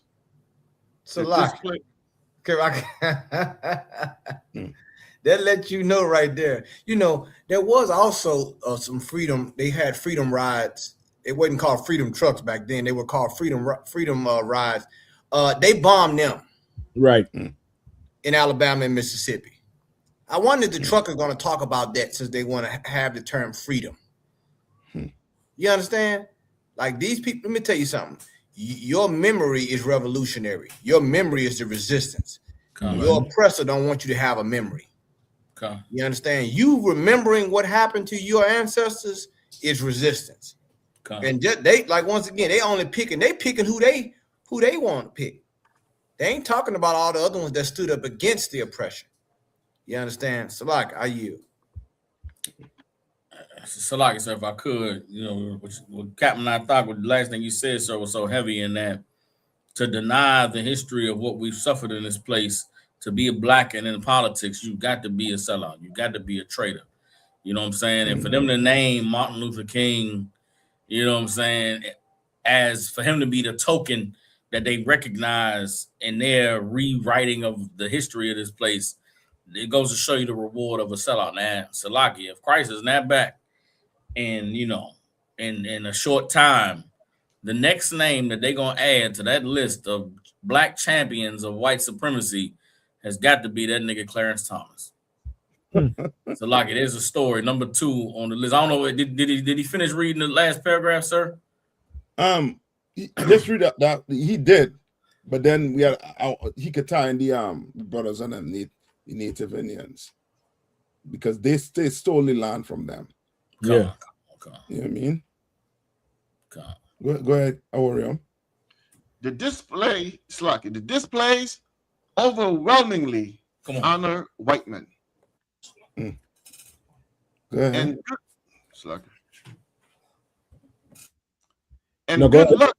And good luck finding any notable mentions of Native Americans. The trucks, however, that's good. That's savage. That's ridiculous. Come on, sir. Listen, that ain't that ridiculous. I think being separate from this world, we kind of, the touch is not the word, but we take for granted that certain things is known. And I again, just going over the independence thing, I watch a whole ton of interviews today, and this teacher somewhere, she thinks she's a member of the Cherokee Nation. I think this is a devil. Nonetheless, she's asking these kids about the 250 anniversary and, you know, what does it mean and where did America get the land from? And, you know, the kid answering is a white kid. And yes, America, and who did they get it from? The Native Indians. And she said, who are the Native Indians? She said, those are the people who first lived on the land before anybody else. And the child talking real slow and kind of articulate, so you could tell they asked those questions before and somebody gave, you know, spoke to taught them this. Mm-hmm. And then she said, so where are the Native Indians today? The child said, I don't think they exist anymore. God damn. I'm trying to tell you, like the Lord, like that earthquake in Venezuela, we are spiritually in a rubble like that. Right. The Lord had to come and erect us out the ground. He had to come and take us out the ground. It's bad, brother. It's really bad. It's 100% bad. That's why I really want to find that interview to get. I don't even know if I'll find it tonight. I done been through. I tried to backtrack on all these things I watched today, and you know when you go down the rabbit hole. I can't even. I should have saved the damn links. You know what I mean? So like, yeah. I think that's it on that one. We could jump to the one that Sako was talking about. What number that was? That was 2. Number 2 with the birthright citizenship ruling from the Supreme Court. So like, yeah, that ties in good with us. Oh God. if I could, just you know, while he get looking for the story. So, you know what I'm saying? The Supreme Court ruled 6-3 or 5-4, depending on how you're looking at it, that they upheld the birthright citizenship from the 14th Amendment. 14th Amendment was passed, said that anybody born in America, they're a U.S. citizen. And so Donald Trump tried to get that reversed in the midst of him doing all the ICE deportations of our brothers and sisters from South America, Central America, and the Caribbean. And the writing was on the wall that if they reversed the 14th Amendment, then not only was our brothers and sisters from the Caribbean, Central and South America under attack, but that next day was going to come for black people. You know what I'm saying? Come for our rights as citizens, and basically it's open season on all of us, right? If they would have repealed it, now every state would have had the right to decide who was a citizen, who wasn't a citizen. So the Supreme Court upheld it, meaning they went against Trump. They went against the whole reversing of the 14th Amendment. So because they upheld it, now anybody that's born in the country is a U.S. citizen. Right. Now, the 3 Supreme Court justices that went against the ruling are conservatives that were appointed by Donald Trump recently, with the exception of Clarence Thomas. Clarence Thomas is a Negro that got on that Supreme Court because of affirmative action. Clarence Thomas is a Negro that got in the position that he's in because of DEI. Clarence Thomas is a cat that was given all the benefits from that civil rights movement, and he is exactly what the civil rights movement was designed to produce, which is a fully assimilated, a fully integrated, a fully white supremacist-minded black man in a white supremacist-minded person in a black flesh suit. Because the paragraphs that he wrote in his dissent and his reasoning for why he voted to overturn the 14th Amendment goes to show you just how diabolically evil the minds of our people are that have fully accepted the mindset of our oppressor. That's right. So, like your war, you go ahead and read the story. Come on. I got it right here. So, like, were you at a particular place or at the beginning? At the beginning. Okay, I got you. Expert, why the birthright citizenship ruling still impacts Black Americans.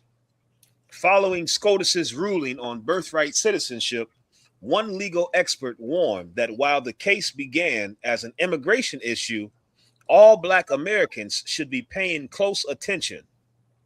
The Supreme Court has officially delivered one of its most highly anticipated rulings of the 2025 to 2026 term, after months of intense national debate over birthright citizenship.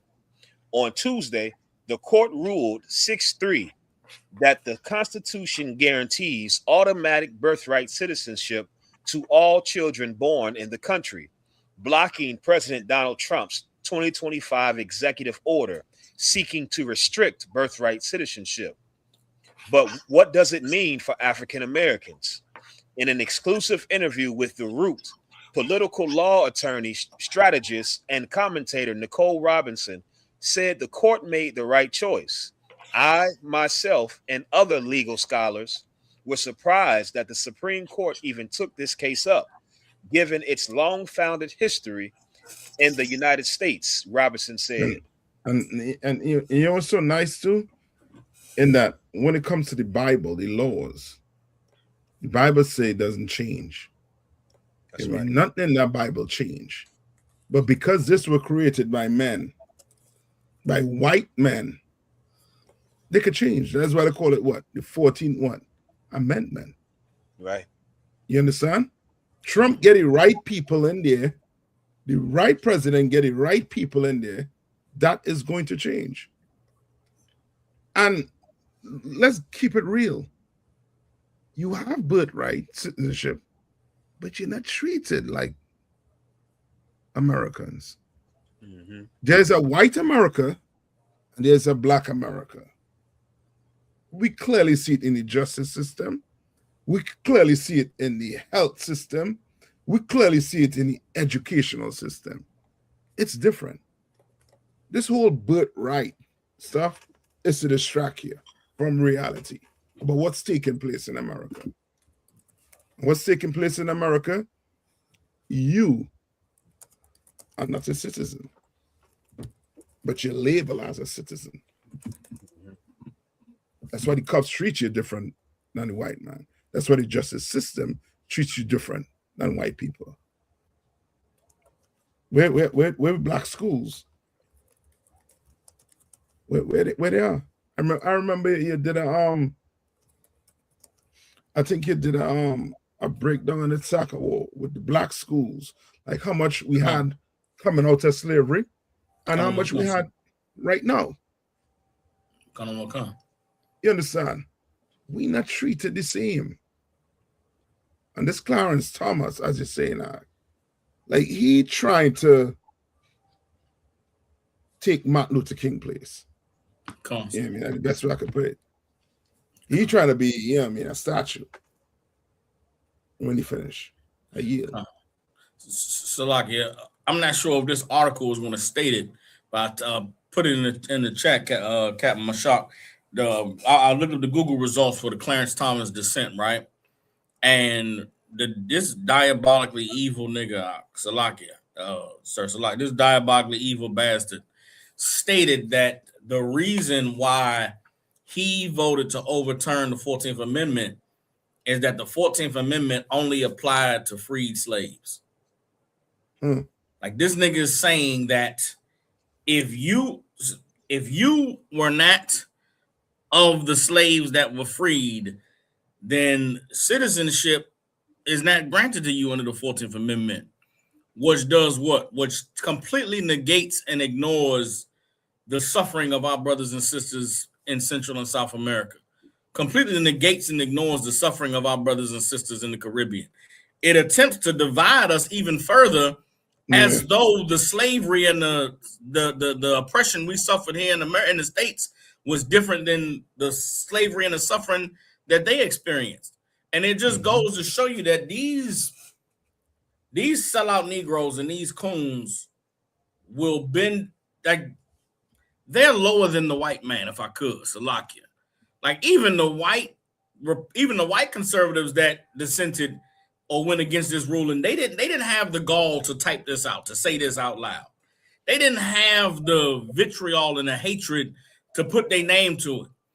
But this Negro was could not wait to be able to type this. And if you read it, it absolutely reads like the nerve and the audacity of these illegals and these immigrants and these aliens to come over here and take what belongs to us, when it's like, so like I don't have the words to really express the anger and the frustration, because he's not talking about the East Indian immigrants. He's not talking about the Chinese immigrants. He's not talking about the immigrants from Iran and Iraq and Afghanistan, the immigrants from the damn Ukrainian war. He's speaking against the Lord's people.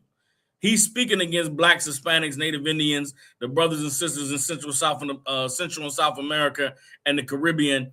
And it just goes to show you that these are the same Negroes that had Christ unalive. These are the same cats that were seeing Christ out there in the streets speaking, trying to bring the tribes together. And they said to themselves, man, if we leave him alone, everybody will follow him and he will take away our seat. Like this is an evil, diabolical nigga, this Clarence Thomas, and these things he said out of his mouth, he should repent, or the Lord, he gonna be judged for it. If I could just read some of it. Captain Mashak got it on the screen, but I'm gonna read this part. It says, Justice Clarence Thomas wrote a 91-page principled dissenting opinion in the landmark case Trump v. Barber, fiercely opposing the Supreme Court's 6-3 decision to strike down President Trump's executive order restricting birthright citizenship.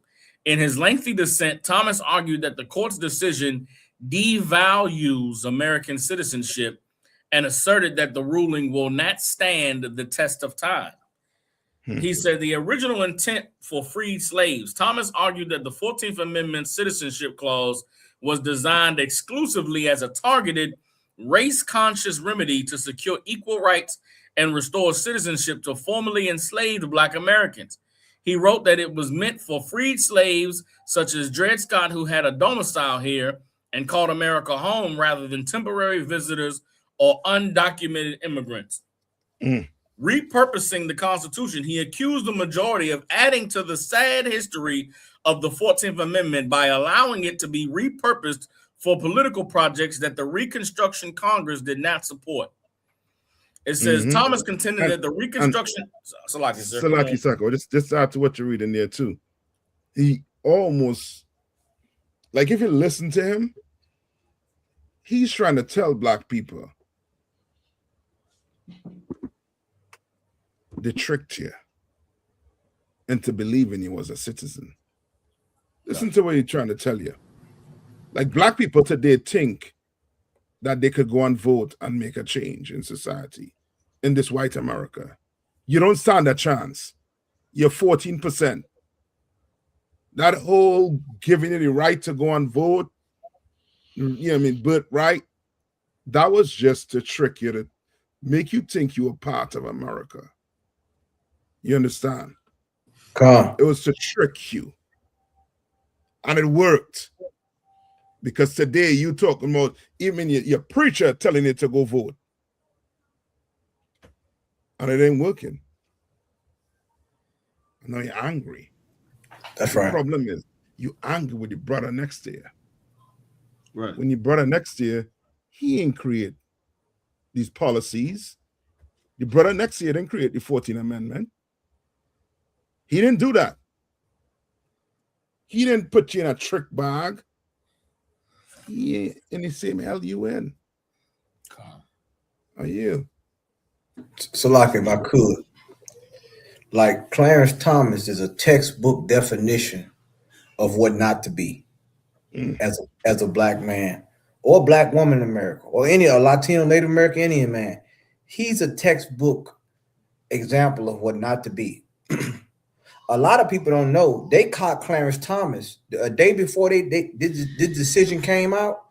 They caught him coming out of the House Speaker Mike Johnson's office. A reporter caught him coming out of there a day before that they dropped this decision. And they was asking him, what are you doing down here? What you come out? What were you talking about? Why are you coming out of the office? Oh, I'm just going for a walk. He just laughed. What's funny? What's so funny? What are you doing down here? It looks like you've been compromised. If you coming out of the house now, here you are, a Supreme Court justice. Why are you coming out of Mike Johnson's office a day before the decision happened? Right. Are you giving them inside information of the new laws of the land? That's basically what was happening. Like this cat, when you read that scripture in Jeremiah 2:14, where it talks about is Israel a servant? Like, remember, brothers and sisters, a fool's logic will always cancel himself out. Right. Like this man here, now he'll discuss natural born citizenship, but he'll never discuss reparations. He'll never discuss all the other things that go along with that. As far as what happened to us, he'll never do it. Like this cat here, once again, he hates himself. He hates black. Once again, I gotta keep bringing it up. This nigga here know how to speak Geechee. This nigga right here know how to speak Geechee, and you do this to us. There's a traitor in every tribe, and Judah got plenty. This Negro here is ashamed of black people. I yield. Yeah, like Clarence Thomas, he's letting you know who he's there for. Yeah, man, he's letting you know that for sure. He's there for them and nobody else, and it's rough. You know what I mean? Like this and this ruling on the birthright citizenship is hanging by a thread because it was so close. I think it was such a close call. They're saying that Trump, even though the SCOTUS rule to uphold birthright citizenship, they say it's hanging by a thread because what was once a fringe argument is now like meat on the table. Yeah, because of the atmosphere that Trump put in. Because okay, they uphold birthright citizenship, but they did not give any legs to the TPS, which is the temporary protective status. You know what I mean? They say that shit is done and was over and done with. So it's damn near like bargaining too. It's like bargaining chips. We're gonna give you all one, but we're gonna take this. Right. You know what I mean? Because to do the two of them is probably not going to be good for the public. They considering every goddamn thing up. So they had to give a little, and it's politics, and it's a horrible thing. It's an absolutely horrible thing. Meanwhile, the Declaration of Independence, I recently read the whole thing up. One of the many charges they charged King George III with was, let me tell you, let me just read it right here. They said King George was putting things in place to infringe upon their right for life, liberty, and the pursuit of happiness.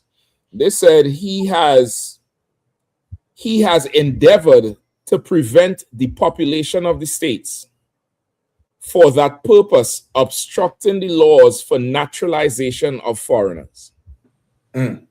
Which means King George was against immigration. And they thought this was against their rights to have foreigners come and become citizens, and they left UK. Now, would you look at that? Yep. Listen, another one, he said he has erected a multitude of new offices and sent hither swarms of officers to harass our people. Ain't that ICE and Doge? Exactly. Brother, I read this damn Declaration of Independence, and it was clear and evident to me that we need to separate to become American. Like, we can't join America to become American. Because the definition of being American is separating from a tyrant who they say he was doing so much abuses to them, Cap. They say he was abusing the 13 colonies so much and infringing on their rights. And this, brother, they said he was these. There's another part here. They said, hold on. He hold up. Where's the one with the judges? He has made judges dependent on his will alone for the tenure of their offices and the amount of payment of their salaries. So you mean King George elected judges who would side with him against y'all? So what the hell is Trump doing? Brother, this place here is absolute hypocrisy. It's living, breathing, growing, moving hypocrisy. Yeah. It's backwards, Zach. And I'm damn near, like I told you brothers earlier, I couldn't believe what I was reading. I thought this was a fake Declaration of Independence because I'm reading about Trump and it's about King George. I'm reading top down about. Imagine King George created departments and sent officers to harass the people in the colonies. Yeah, it's that he dissolved the different departments that was the House of Representatives of the people. Trump went and just canceled departments. DOE gone. This thing gone. That one gone. Fire everybody. Put judges on the Supreme Court to side with him. You understand what I'm saying? Like, goddamn, brother, this place here is rough. So now, when you see Clarence Thomas, when you see him, just understand that he's just in the vein of what America did. What America fought King George against. He's in that vein. And if we have to be American, we can't join this place. We have to, by default, separate. So like, sir, if I could, Commander General Yohana was on here with us a few weeks ago, and he said something that was real heavy. He said that Declaration of Independence and that U.S. Constitution is an amazing document when it comes to a people's right to not suffer the indignity of oppression and being ruled over by a tyrant. You know what I'm saying? And he talked about how you read it, like the language, like it's revolutionary. The idea, the language, the unity of we not going to suffer being abused and taken advantage of, and having our human rights and dignity be violated. It just ain't right. These devils have lived long enough to to see themselves become the tyrant that they were fighting against. Yes. Like everything that document was written against, these devils have become it. Yes. In their lustful desire to not be replaced by a people who works harder than them, willing to sacrifice more than, like, you know what I'm saying? Like, that was the cats that came to the colonies was the cats that was looking for a new world, a new life, a new opportunity. They was willing to put in the grind work and go and do this and that. So having them, their rights and their, you know, dignity being violated, they couldn't suffer that. Well, now these devils are doing the same thing to us, and we can't suffer that. Yep. You know what I'm saying? Like, and you don't even have to go now. While they drafted this thing, they was infringing on our rights. Absolutely. While they drafted this thing, we were still slaves. 1776.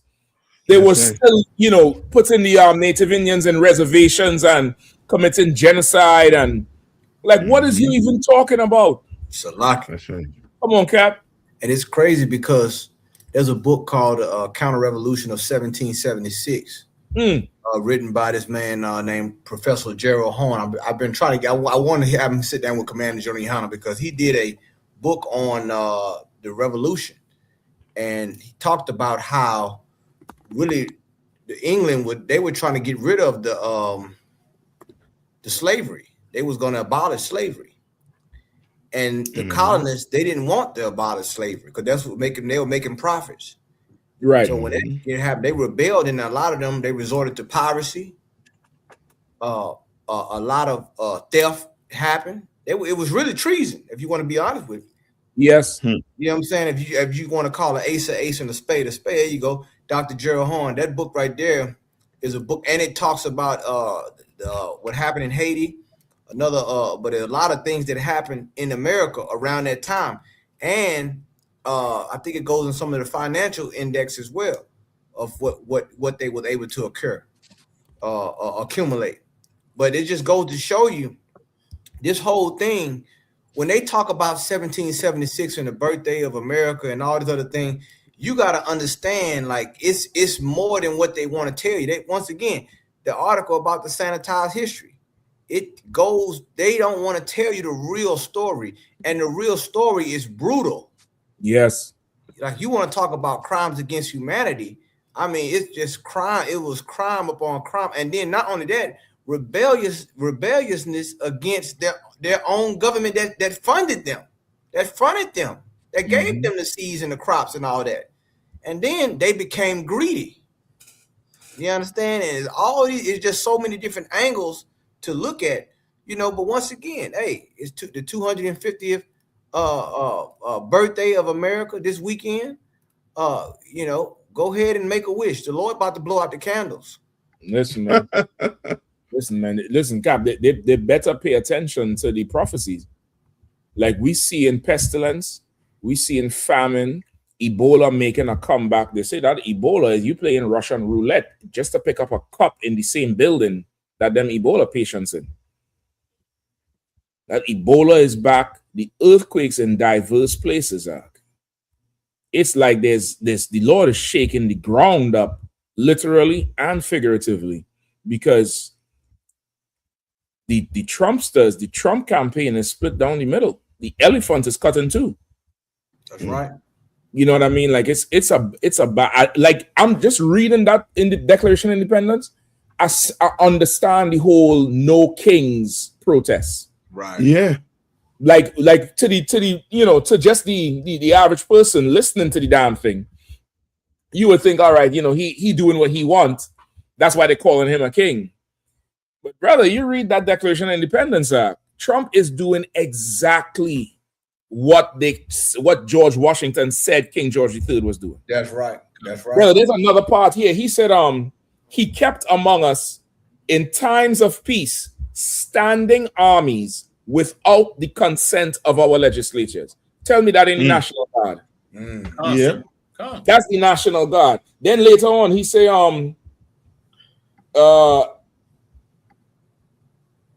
for protecting them by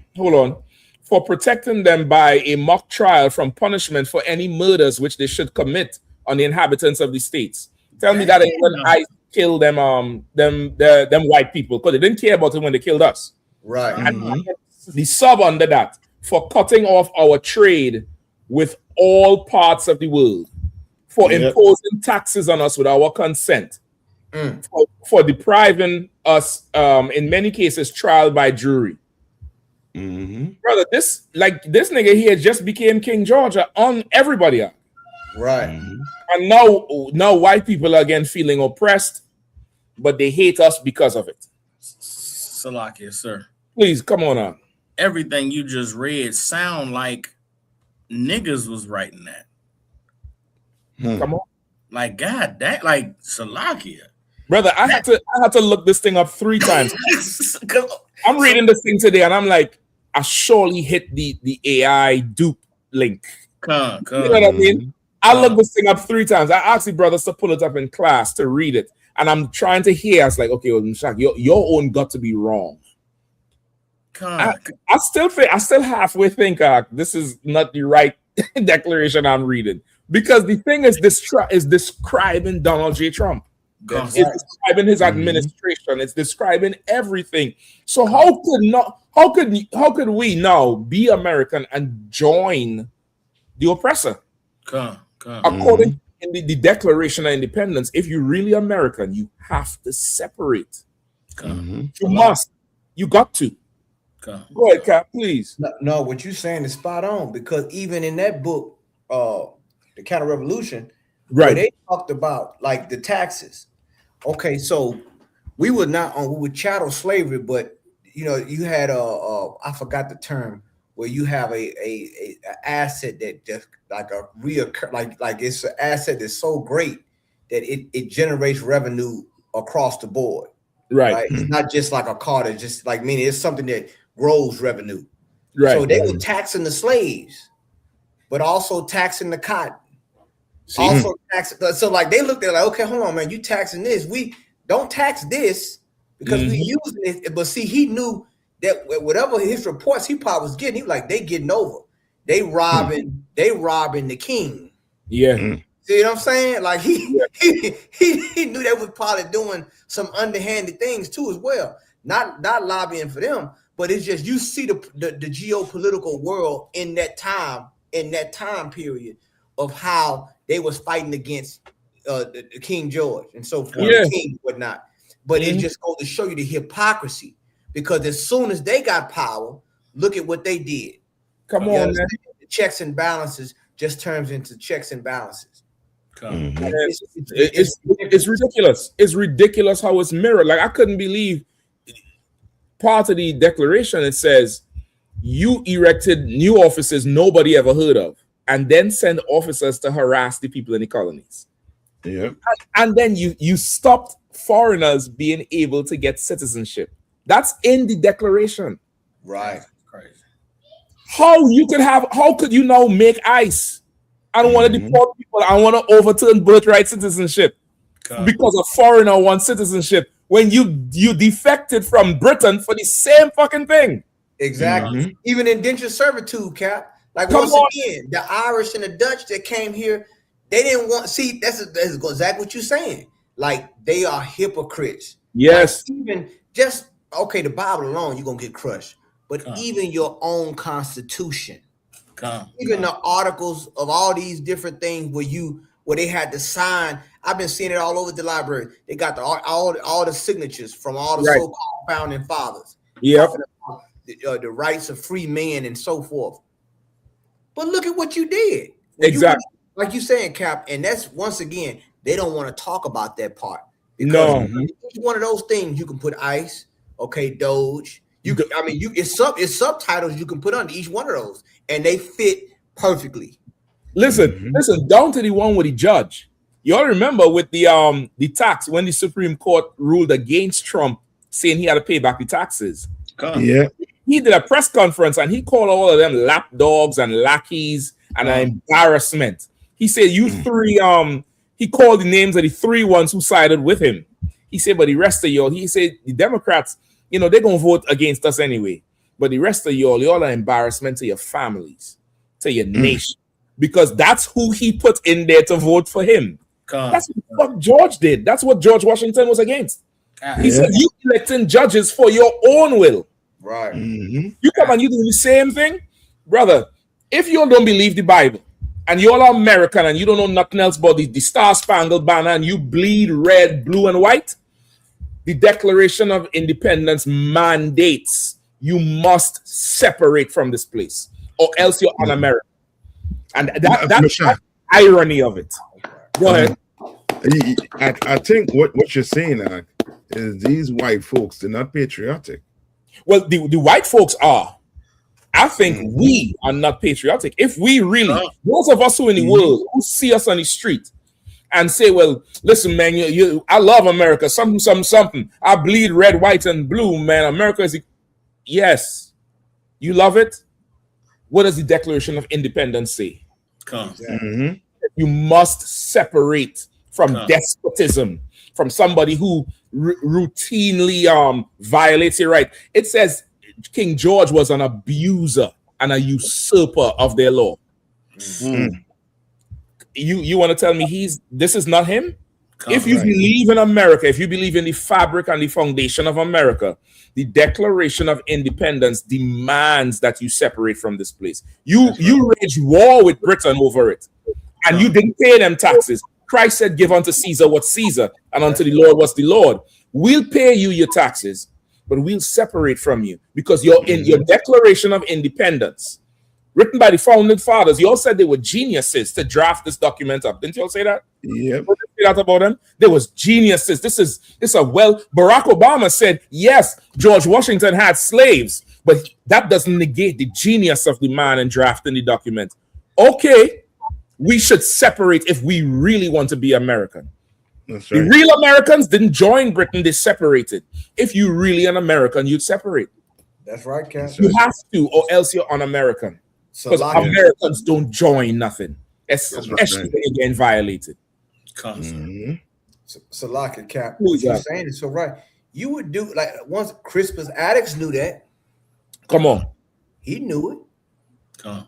They don't ever talk about that part. The first casualty of the revolution was a black man by the name of Crispus Attucks.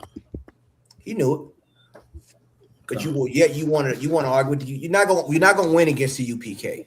You're not. The political scientists know what we're saying is right. The people who study the Constitution know what the UPK is saying, right? And they know this government is hanging by a thread. Yeah. Because if he got this far and enriched his family, I was reading an article on how much that he personally enriched his family just through government contracts and all the lawsuits. I mean, it's astounding. Yeah. But guess what? White people are letting it happen. You can't blame nobody else. Once again, this is like I said, like the Bible said that we laid our body down as the ground. I'm sorry, they said to our soul, bow down that we may go over. Paraphrase. Like we know what got the revolution kicked off? This black man getting unalive right here. Yep. Today would be ICE. Or today would be the police brutality. Yep. This happened at a harbor. You understand? This right here, he was the first casualty. And ain't that, but see, they never talk about, they don't want to talk about that.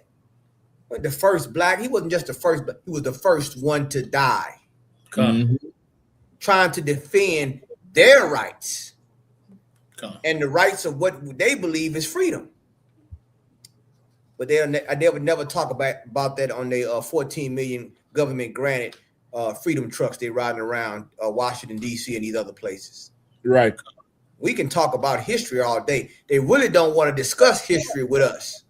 You understand? So what you're saying, Cap, is spot on. It's spot on. And you know what? It's so many holes when it comes to them. Every time, and I said this past camp down in New Orleans, I asked about there. I said, okay, well, what does freedom mean to you?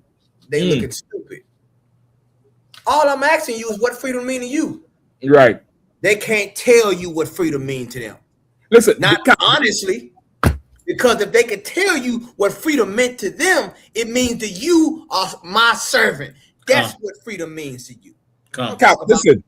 The right, this right. Okay, are those rights extended? Well, listen.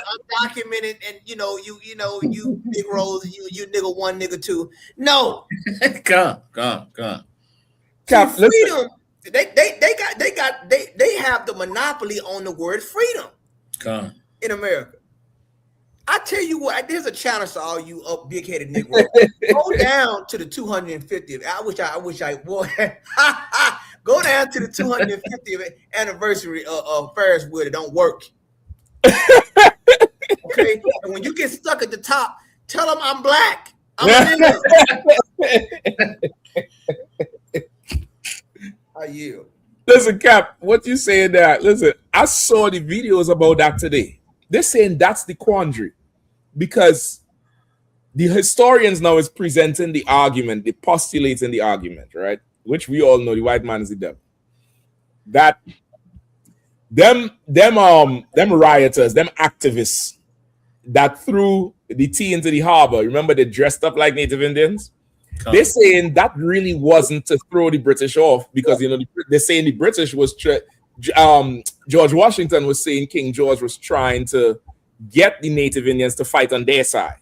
That's the last argument in the Declaration.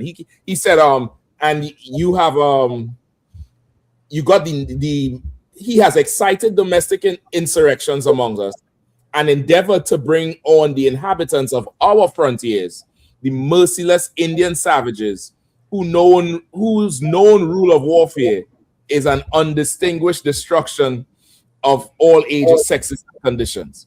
So they're saying, the historians are saying now, the reason they put on the Native Indian wear is not what people think is, which is to pretend it was the Native Indians who did it. But because they was breaking away from Britain, they no longer had that identity of being British. So they had to find a new identity. And the Native Indian people represented real freedom to them.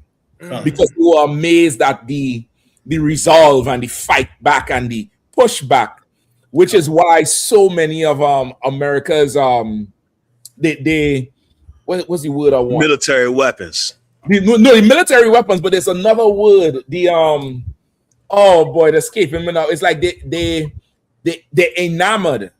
They're so enamored with the Native Indians. The images are everywhere. So it gave rise to the Redskins.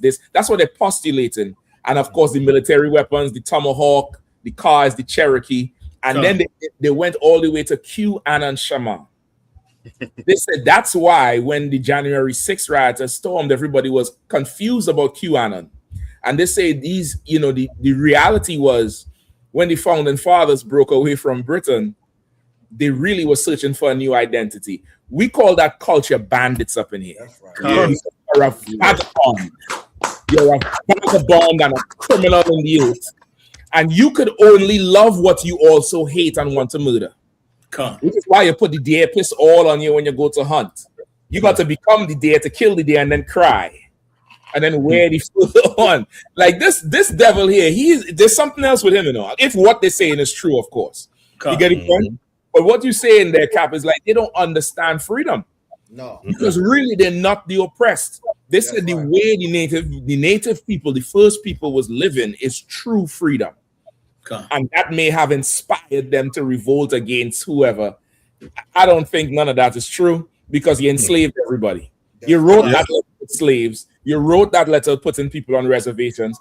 3 years later, 1779, George Washington had a decree called the Sullivan Decree or the Sullivan Accord, where he told them go burn all the land of the Native Indians and destroy the soil so they can't replant. Because he didn't want to just kill them, he wanted them to starve to death.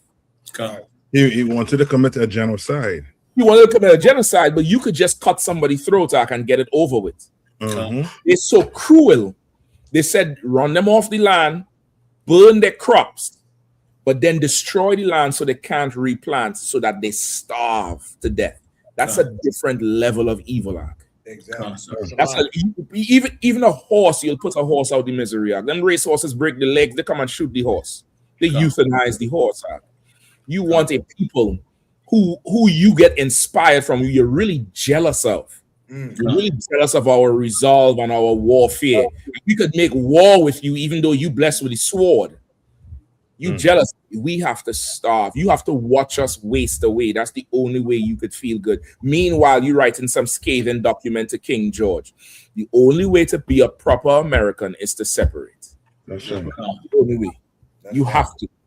You have to say, listen, I was telling the brothers, Cap, I might go and sign up for a semester of American Studies. This declaration, I want to know what else I don't know about that is just, it's just cutting these fools out. You read this on the street today, they'll say you're talking about Trump. Exactly. I might do that. I might go up on the American U campus or GW and ask these white boys, what do you think about this? And they'll say, well, that sounds like Trump. And then tell them this is the Declaration of Independence. And I want to see their face. I don't think they're really, the average one. The one who probably doing political science, he might know. Right. But the average ones, they say, well, that sounds like Trump. Listen, even in Minnesota, where they shot that old lesbian broad, they said there's a fort out there in Minnesota. What's the name of the damn fort? Sully? I forget the name of the fort. They said where they had the detention centers was on an army reservation where they put Native Indians to kill them. Good night, bro. The exact same detention center right now in Minnesota. It's on a federal reserve land. It was a former, let me look the name of it up. I couldn't believe this shit. So when you're celebrating 250 years of what exactly? Hypocrisy? Right. Right. So, Lock, if I could, Cap. Please. And what you saying, while you looking it up like that, like it just go to show you, right? Like how they look at history. We don't look at history the same. Like even like a person, like you look at like what they did to the Native American Indians. Like after, like they don't understand. Like once they got free from the British, our shackles got tighter. Yeah. Like they don't understand. Like it was like, man, like the things that they do, and really, like I said, a lot of those founding fathers, man, like they were. It was a conspiracy. Like they committed treason. Make no doubt about it. If they would have lost that war, each and every last one of them would have got hung. Hung by the crown because of what they did, and they used the Native American Indians. How you think they got around and knew the routes to fight the colonists? Right. That guerrilla warfare that came from Gad. That came from Reuben. Knowing the swamps and things like that. Remember, DC was like a swamp. You know what I'm saying? Over a lot of these areas, them trailways and all that, and how to survive, how to trap game and things like that when you was in the wilderness. They learned all that. They learned all that from Gad, man. They learned all that from Gad. You know what I'm saying? How to make a smokeless fire. All that. They couldn't do that. They had to make a fire be smoke. Gad knew how to make smokeless fire. You understand? Those things and the things and I mean, forget about it. Forget about the food, knowing what berries to eat, all that, man. How to preserve that, all that helped sustain them while they was on that campaign against the crown. And as soon as they double crossed the Native American Indians and they double crossed Negroes, because George Washington, right after they got done beating them, he had a decree where all the black soldiers, they had to get out. They banned them from the Continental Army. That's documented. The people who helped fight the war, like just no different than the Civil War. The black men that helped them win against the British, now they kicked out of the Continental Army. Once that man got what he wanted, you were done. Right. You understand? And that's why you never could trust it. And it's the same. That has not changed with him. It's not changed. As soon he needs you for a season. Yeah. You understand? But the Bible said his wickedness will rust over time. It's gonna show. You understand? And that's exactly what they did to the Native American Indians, the tribe of Reuben. You understand? Because they was catching hell with Reuben. Reuben was giving them hell. You understand? Them Seminoles, they was getting it on, Cap. You know what I'm saying? Like they never seen warfare like that. And not only that, along with how they could fight on the horses. Like it was crazy. You know what I'm saying? Like, It's like, yeah. If I could, but y'all bringing out so heavy, and this is what made me think. You know what I'm saying? Captain Mashak, you used the word quagmire. I like to use the word conundrum. This is the American conundrum. This is the issue. What's at the root of the issue, right? These devils were insulted that the English monarchy, the crown, was trying to treat them like they were niggas and like they were Indians, like they were savages. To the point where they said, if you want to try to treat us like niggas and savages, then we'll be the niggas and savages. Salakia, for my language. Meaning, you want to treat us how we treat them, then we'll fight you the way they fight us. To where they burnt down through the tea in the harbor, fought the war, fought the battle, and the reason why they were fighting the war and fighting the reason why they fought the British is because the British were trying to treat them like they were blacks and Latin and natives. Right. They fought to be free so that they could enslave and oppress blacks and natives. They fought to not be oppressed and enslaved so that they could oppress and enslave. And that's the white man. Yeah. Like that's the white man in history since the days of the Greeks and the Romans and every empire they've ever had. Think about Germany, World War II. He fought against the small hats so that he could do to the small hats what they was doing to them. The Greeks, when Alexander, like that's their history. They fight to be free to do to others what they are fighting to not have done to them. Right. And it's the same thing today. Right now, blacks, we are the example of what they will not stand for. That's right. You're not going to tread on me like we tread on them. Yeah. You're not going to belittle me and take away my rights the way we belittle them and take away their rights. You're not going to infringe on our amendments and our rights, human rights, the way we infringe and stomp on their human rights. And this is the reason why Isaiah 14:21, that's why the scriptures say that prepare slaughter for the iniquities of their fathers. Meaning they are their fathers. The white man today is the same white man from 250 years ago. The difference is he's the devil that he fought against. Exactly. Because he's the devil that he fought against, he's not going. I mean, it's like the Lord is making sure that everybody remembers these are the same devils from 250 years ago. So that as they're destroyed, as they're wiped out, as their empire crumbles, no one feels bad for them. No one says, well, damn, why did that happen to them? Damn, why they get erased like that? Damn, why is the heat unalive in them? No one can bat an eye or be questioned or unsure about why this happened.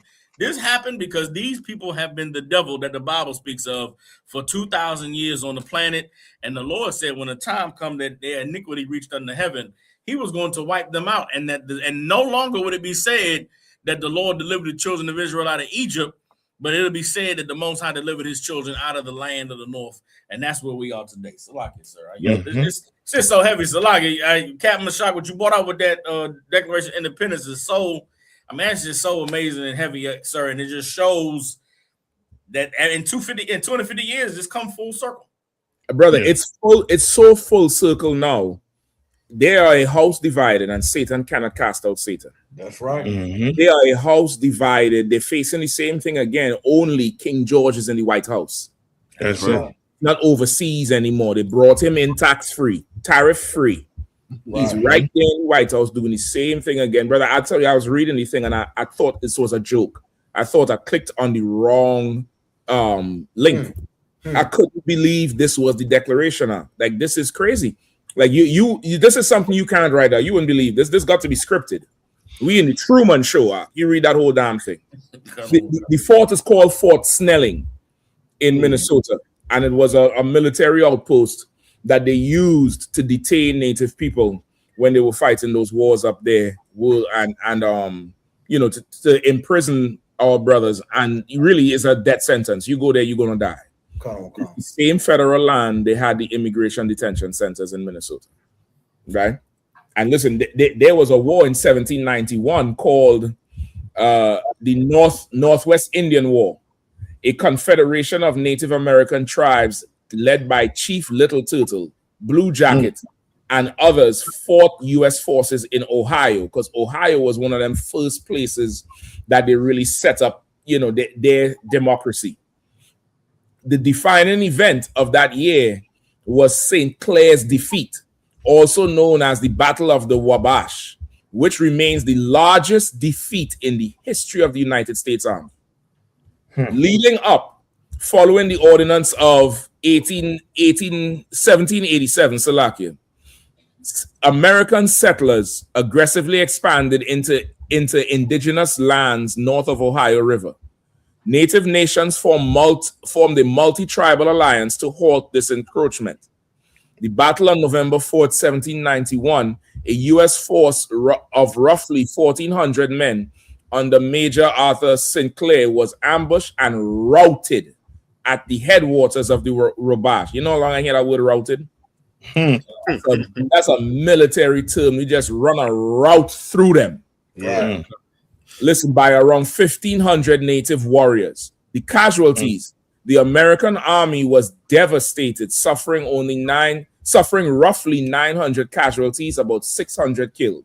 Conversely, the native coalition suffered only minor casualties. The impact, the crushing defeat, prompted a massive overhaul and expansion of the young U.S. military, leading to the eventual American victory at Fallen Timbers in 1794.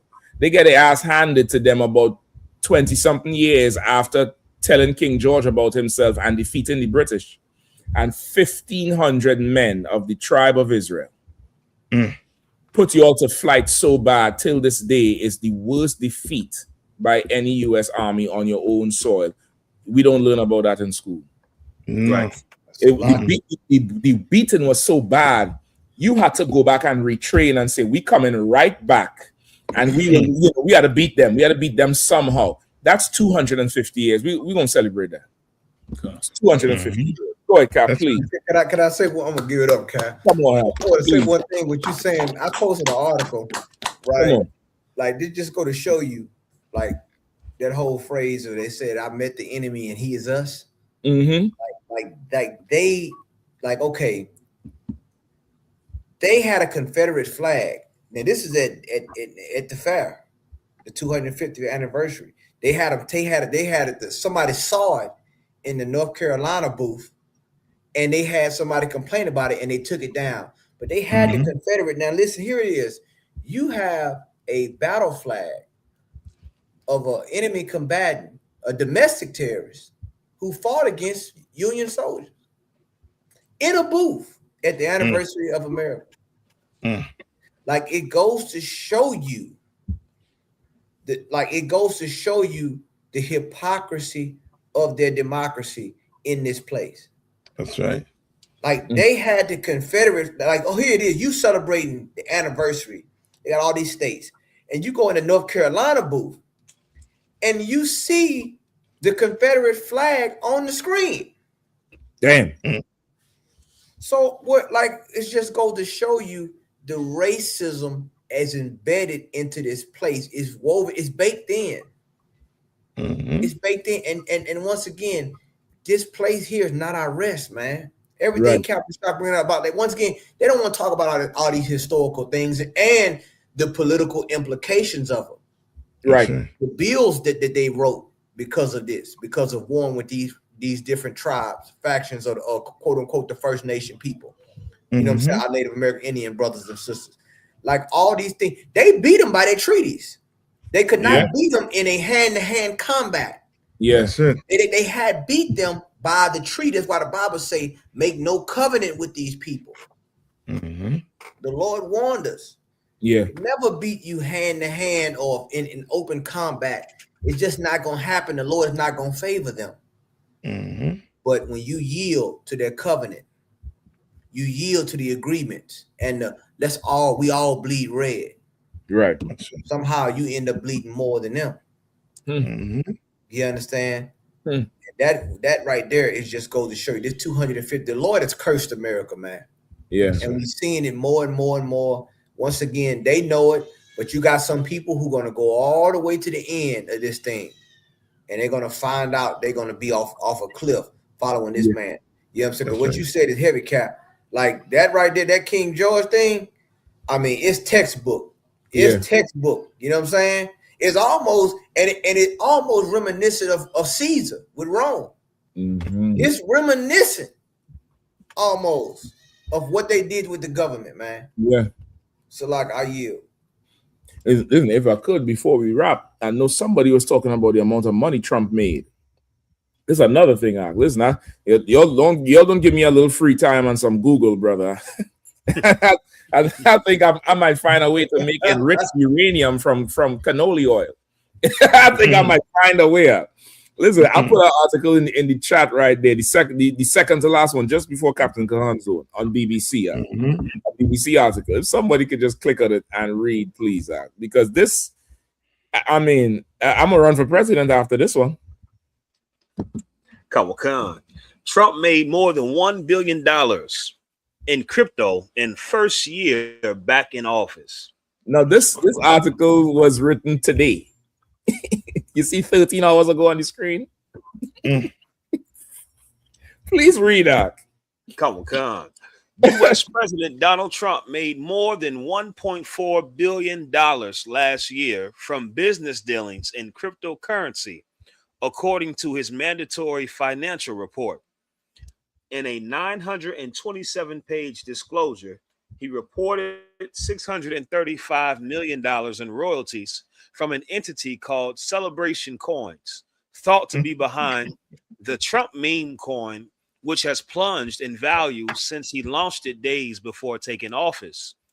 He also reported over $500 million in income from World Liberty Financial, a cryptocurrency firm founded by his own sons and the children of his special envoy, Steve Witkoff. The White House denied he was profiting from the presidency. Trump said everybody was profiting from rising stock markets, and he doesn't get involved with his personal finances. The crypto-related earnings from his latest financial disclosure total $1.4 billion.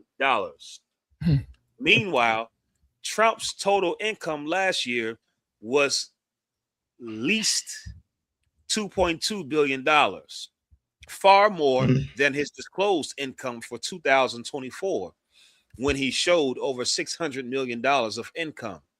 Go ahead, King George. Go ahead, King George. While you make tariffs, right. while you cut the world off from trade, you in the age of Amazon, and a nigga had to wait 6 weeks on something from Alibaba. You making $1 billion just off the crypto, brother. Later on in the article, it tells you some of that money came from the Trump watches, from all his memorabilia. He launched the Bitcoin, the Trump coin, and then they say it lost its value quickly after, which means people bought into it just like a stock. And then it got the value. He keep all the fucking money and give them pennies on the dollar back. This is a charlatan. Cap, can I say one thing? Go ahead. I mean, man, like it's like, okay, speaking of being a king, I mean, since we talking quote unquote royalties at the tune of $1 billion, like this, but you know what's the crazy part about it, Cap? We the problem. Black people, poor black people, the problem. Poor, like our people are the problem. Like this right here, you can't see that he's gutting the U.S. Treasury for his own personal gain. And like I said, I always see these rednecks out here talking all what they're doing, this and this, all about what they would do if the government was taking over. The government already been America's for sale. You're right. You understand? Like, and they know it. I mean, can you imagine if anybody else did this? I mean, I know Barack Obama's he's not our people, but if he would have even got $100 extra, Michelle, they would have been trying to get him and Michelle out of that White House so fast. Like it just goes to show you, man. Like this right here, and listen, this just the money we know about. Yeah, we ain't talking about all the back channels and side deals. Even when it comes to these other countries, they just what's in Albania? They was just tearing up one of his sons. He had built a resort over there, in Albania, and the people is like they tow up a lot of his stuff because they don't want him over there. Yeah. So a lot of offshore accounts, a lot of money goes dark when you start dealing with certain people. Yeah. You don't always see, you know what I'm saying? This is what they can see. But Lord knows how much he's enriched himself and enriched his family and so forth off the backs of the American people. Yep. That's right. The independent American people, Cap. The water, Cap. You have to distinguish them because, you know, they're no longer oppressed. They're independent. They're celebrating 250 years of it. 250 years of their independence. Listen, later on in the article, he said, they said they asked him if there's a conflict of interest. He said, no, there's not a conflict of interest because I don't talk to the people who manage my money.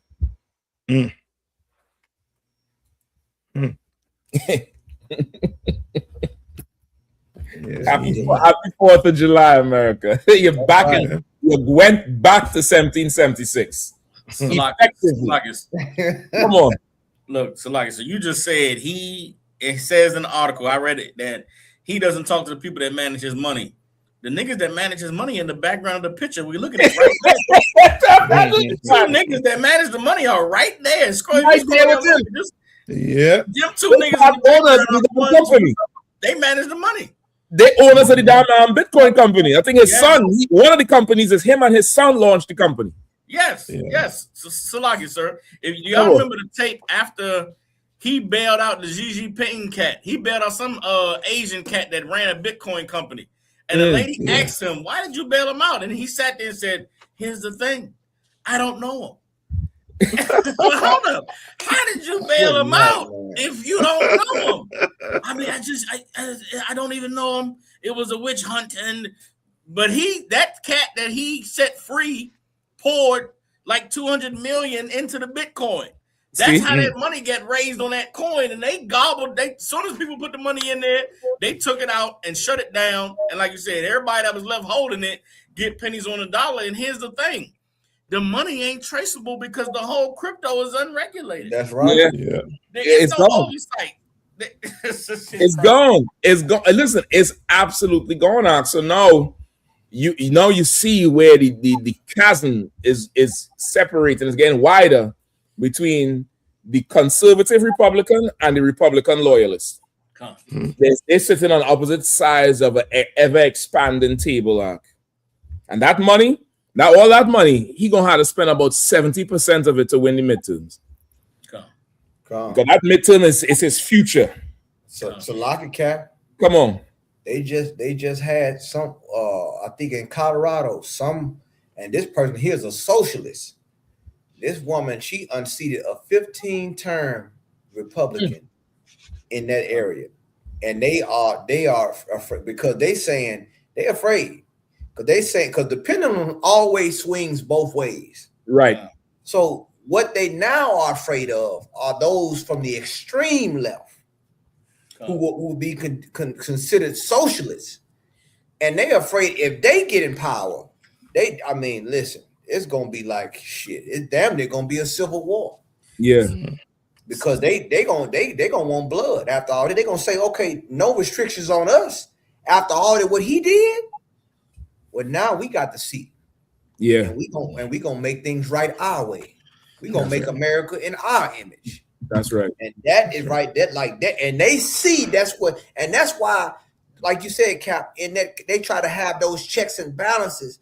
Because they know if it go too far to the right, when it swings back, the left gonna say, "Well, what's good for the goose is good for the gander."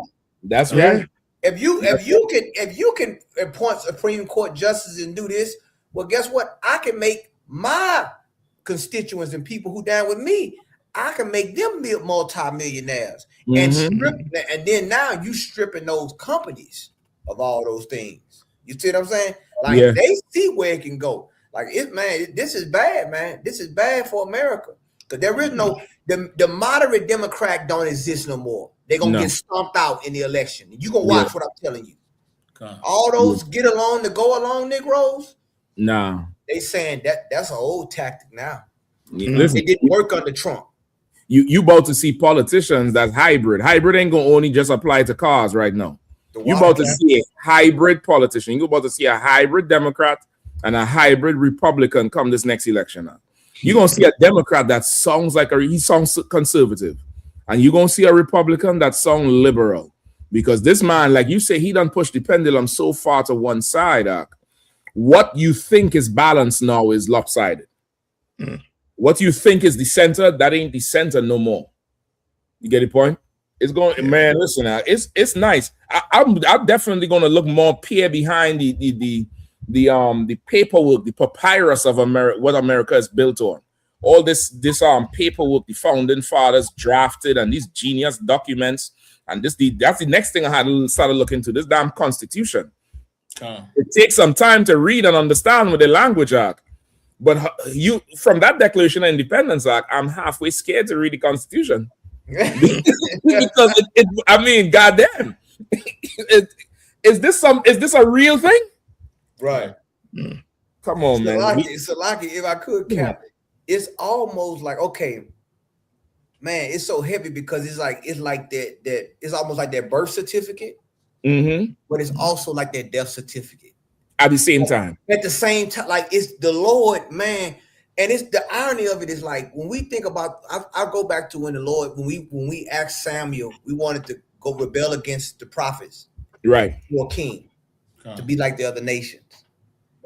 And like when the Lord gave us the king, then we were like, you know what I'm saying? It's like, but we wanted to be like, but here's the thing, they didn't want kings. Right. A lot of them. They rebelled. You see what I'm saying? So yeah. But the thing about it is that it's their birth certificate and it's their death certificate, because what they made for their society is counter to them. Yeah. They're gonna be their own undoing. Yes. Like it's like the Lord, he's the just. He's not said like you can't blame God for none of this. No. It's them. It's them. Listen, Cap, I'm gonna get it right there in a nutshell. And the first came out, and the second came out holding his heel. Their beginning is their end. That's right. Their beginning is their end. This is the fate of man, and the hand of man lies between the heel of Esau and the hand of Jacob. Their beginning is their end. Just how they start, that's their end. When they think they're standing up, then shall I bring thee down. Like this place, brother. All right, listen. This weekend is going to tell us a big story. That's right. We're gonna have cameras on the ground, and then we're gonna see the AI doctored images come Sunday.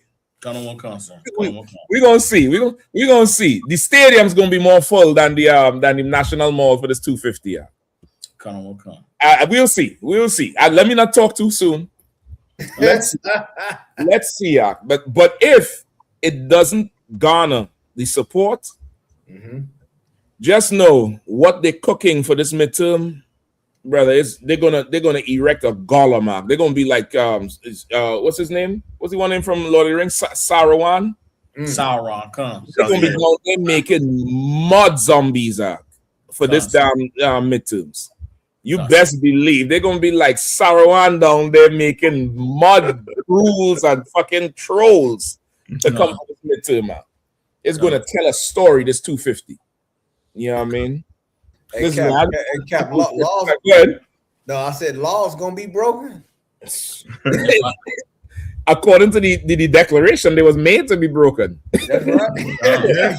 Can't make broken rules. I'm trying to tell you. Go ahead, Cap. Now, so like I was just gonna say, sir, what you and Captain Cahan bringing out is heavy. That pendulum swinging to the other side. Historically, if you want to know what that looks like, go look up the storming of the Bastille in France for the French Revolution. They bought them guillotines out. They pulled them royals out that house and put their heads in that guillotine out. In Britain, there was something called the Gordon riots, where they had some insurrection, some cats. The government ain't like what they was doing. They threw them in jail. Them people came out 40,000 strong and stormed the prison and got them people out. Like it's coming to that, because the response to, like you said, the midterms coming up, ICE is going to be patrolling the polls. ICE is going to be at the center deterring you from vote. Like they're going to try to do everything because what Donald Trump and them know is a loss means the end of their life. Like it's not, the stakes are so high. It's not just an election. It's not just, voting. If they lose control, then It's what their happens freedom. next? What happens next is the guillotine. It's their freedom. They're going to be, like he said it, if we don't win it, we'll be impeached. Yeah. They're gonna find a reason. They ain't got to find a reason. They just got to go to the declaration. That's all. Yeah. They just got to go to that declaration and they just read everything down there and you'll see it. Like, brother, it's this is a good time to be in the Israel School of UPK to know the truth. Matthew 24, there will be earthquakes in diverse places. Lord be with our brothers and sisters down there in Venezuela. Listen, I'm gonna try to find that recording, that interview that I heard. I think it's yesterday or the day before. And I mean, they're blaming the government. One sister said they could prepare us for riots and they could help us for riots, but they can't help us find our loved ones. She said these politicians are dogs, and you hear the Spanish in the background. She said peras maltidas or something like that. Dirty dogs. I'm like, ooh, that's biblical. That's biblical. All your leaders are dumb dogs, lying, sleep, slumber. Like within this thing, there's a certain wake up that's happening. There's a certain wake up that's happening, and it's bad that it came at the lives of our people. But brother, the fact that we turn to the Lord, that we could hear that sister cry out like that, and brothers too. Brothers is saying the government ain't doing nothing. They're saying y'all there, y'all was there to stop us from protesting, and y'all had police there. Y'all had bringing the police in our neighborhoods. Where are they now? Where's all the equipment to help us find our loved ones? Yeah, like that's rough. It's a rough situation, but the wake up is coming, man. Earthquakes in diverse places, famine and pestilence. Satan falling from heaven. We in the last days, Akim and Akwafi, and y'all come on into the Israelite School of UPK, find the truth, come to this little sanctuary. This place, go quickly, fast, and in a hurry. In the twinkling of an eye, you might think you have more time. It mightn't be November. Right. It may not be November. A few more degrees, and Europe just going to evaporate. It ain't going to be no Eastern. It ain't going to be no countries in the East. It'll just be the Western Hemisphere, Australia, Japan, China, and South Africa. And Europe is in the atmosphere at this point. That heat gonna be so rough. So pay your tithe, support the truth, man. This weekend, Nashville, Tennessee, y'all gonna be down there with Nashak and them brothers down there. Captain Claude, management and all the journals gonna be down there hosting it big time. Stay tuned for the rest of the cookout. Chicago, I think, is next. Then it's Philly, then Houston, and of course Vegas, I think, is last one on the West Coast. Y'all stay tuned, man. Pay your tithe, support the truth, man. We're gonna be rocking this thing out again. In fact, to you, to the whole crew on the chat for joining in, for supporting us here, commenting, liking, and sharing. And as usual, the usual suspects, Captain Narthak holding down the Carolinas. That's right. Radio all over the damn place. That's right. Captain Kahan holding down the South, holding down, everywhere damn near. That's right. Captain Sack G holding down Memphis, Tennessee. Gonna be down there in Tennessee as well. Same way. Captain Awarium holding down his own DMV strong, and Captain Kazak Ahmad holding everything down. Brother's gonna be here all the way. Listen, I forgot to tell you all one thing. You all know that earthquake that hit in Venezuela. I think it's 3 of them. There's the 2 back-to-back, and then there was one after with 4 point something. Trinidad is very close to Venezuela.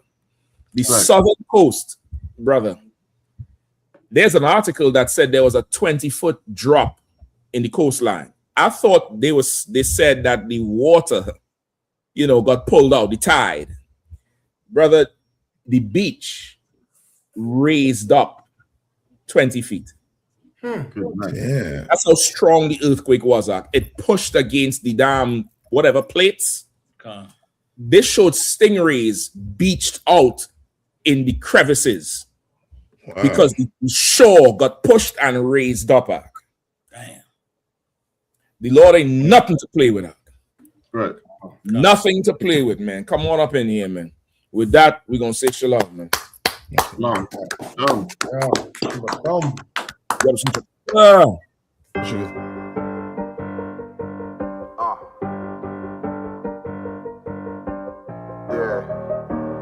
44 shit, you know what I mean? Busy man.